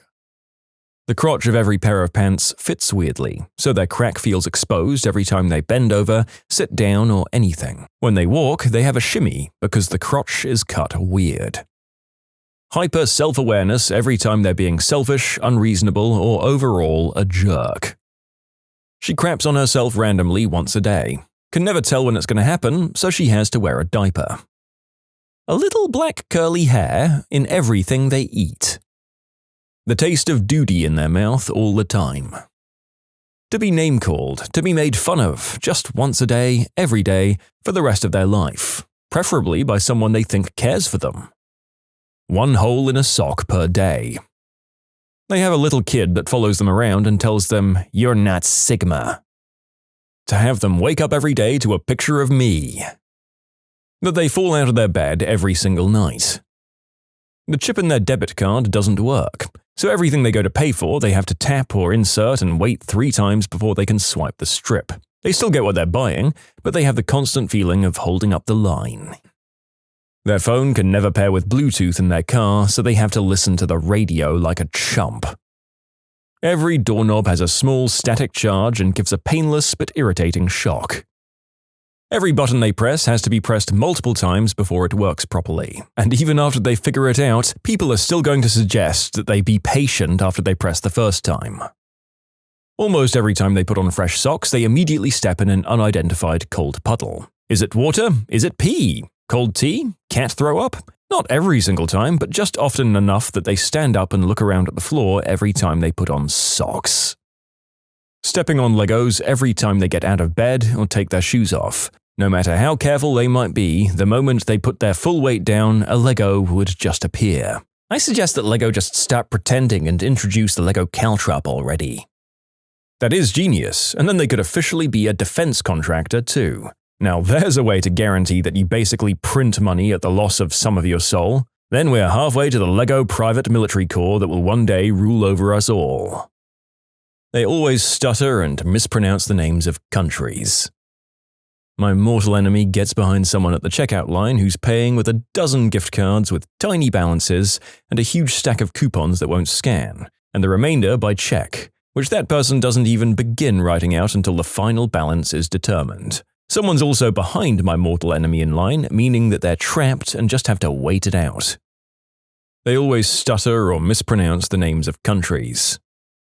First, everything tastes exactly the same. Second, no one remembers their name. Then they stumble once a day. Then one eyebrow grows thicker than the other. When they go to the bathroom, they can shake all day, but the last drop will always end up in their pants. They climax at the word hello. They miss numbers in lists, and they have to look to check. A whistling booger that can't be blown. The people they love treat them like they treated me. Every grocery cart has a wobbly wheel. Night terrors. Always getting their clothes caught on door handles at the most inconvenient time. One absolutely rancid toot. Just once a day, randomly, they unleash the swamps of Dagobah. I'm talking eye-watering rancid stench you can almost taste on the air. People should be gagging on it. The dog should get up and leave the room. No holding it in. It just comes when it comes. A hair in their mouth multiple times per day. Every time they put dry socks on, they instantly step in a wet spot and have to deal with a soggy sock all day. Always having the feeling of having something stuck between their teeth after eating, that lasts for an hour or two. Hangnail on their index finger. Sleeves slip forward when washing their hands. One clogged nostril at all times. Permanent toothache or ear pain, possibly eye twitch forever. Dropping their coffee every time they go to take a first sip. Ooh, they can never find what they need. I need a spoon for my cereal, and they can only find forks. My phone's gonna die. All they have on hand is the wrong charger. My car's gonna run out of petrol. The garage only has diesel. Damn, I'm out of milk. And the shop only has double cream in stock. A single pebble in the shoe that no matter how many times they stop to shake it out, it's always there. Red light at every intersection. For them to always have some kind of wardrobe malfunction, a loose button that pops off unexpectedly, a zipper that constantly gets stuck or won't stay up, a strap of their brassiere that refuses to stay in place, shoes that squeak with every step, a sock that always slips down into the shoe, a hem that keeps unraveling, static cling that makes clothes stick awkwardly to the body, a tag that constantly pokes out or scratches their skin, tights that snag or rip, a strapless dress that keeps slipping down, shirt buttons that gape open, lint or pet hair that clings no matter how much they brush it off, and shoes that give blisters every time they're worn. Nausea, all day, every day. Their fitted bedsheet comes off while they're sleeping. IBS forever. To hear a positive comment about me at least once a day. Success is the best revenge. Diarrhea at the most inconvenient moment of the day. When is there ever a convenient time? A single hair across their face that they can't quite brush away. Their car has a slight rattle that they can't identify, even if they buy a new car. May your pasta sauce always be watery and never stick to the pasta. Every day, just once, she'd accidentally slip and tell the truth when she'd normally lie. Only a slight inconvenience for a good person, but unfortunately the person I have in mind is not a good person, and this would bring down the house of cards she's spent 60 years building. Oopsies. Periods, especially if you're a guy. The outer skin of their Johnson keeps growing back tight. Always 5 minutes late to work. They always have a runny nose. Whenever that person sneezes, they go number 2. They have to navigate around Canada geese protecting their nests filled with newly laid eggs every day. That one spot they can't reach on their back always itches. Their food and drinks having slightly wrong temperature. Horrendous, unfixable BO. Screw you, Julia, you smelly witch. Every person he meets fails to be captured by his put-on charisma and fake charming personality. Every future boss he has is a non-white woman. Take that, you racist, sexist jerk. Gas pump asks more arbitrary questions the colder it gets. Every 10 degrees Fahrenheit colder it asks 2 more stupid questions before it actually lets you fill up. Being put in situations where they have to display kindness, manners, and consideration for another person. Ideally, someone who hasn't got something they can benefit from. You know, once a day for the rest of her life, I'd like for a random, different person to call her a toxic, rat-faced witch. I hope that red tie he wears in public always smells of Lindbergh cheese that was stored in a fat, unshowered, and sweaty, 2-week unwiped butt crevasse, wafting up to his nose and surrounding company. I don't really hate anyone, but if I did, it would be that they spill a cup of coffee on themselves every day. The twist is that it has to be a different cause each time. I'm talking some real Rube Goldberg machinations that the universe sets up for each day. Think Final Destination, only instead of death, it's a small coffee stain. When you subscribe, make sure to hit the bell to turn on notifications. Put the playlist on in the background to finish listening to all of the stories. And if you like Am I the Genius, give Am I the Jerk a shot. Everything linked in the description.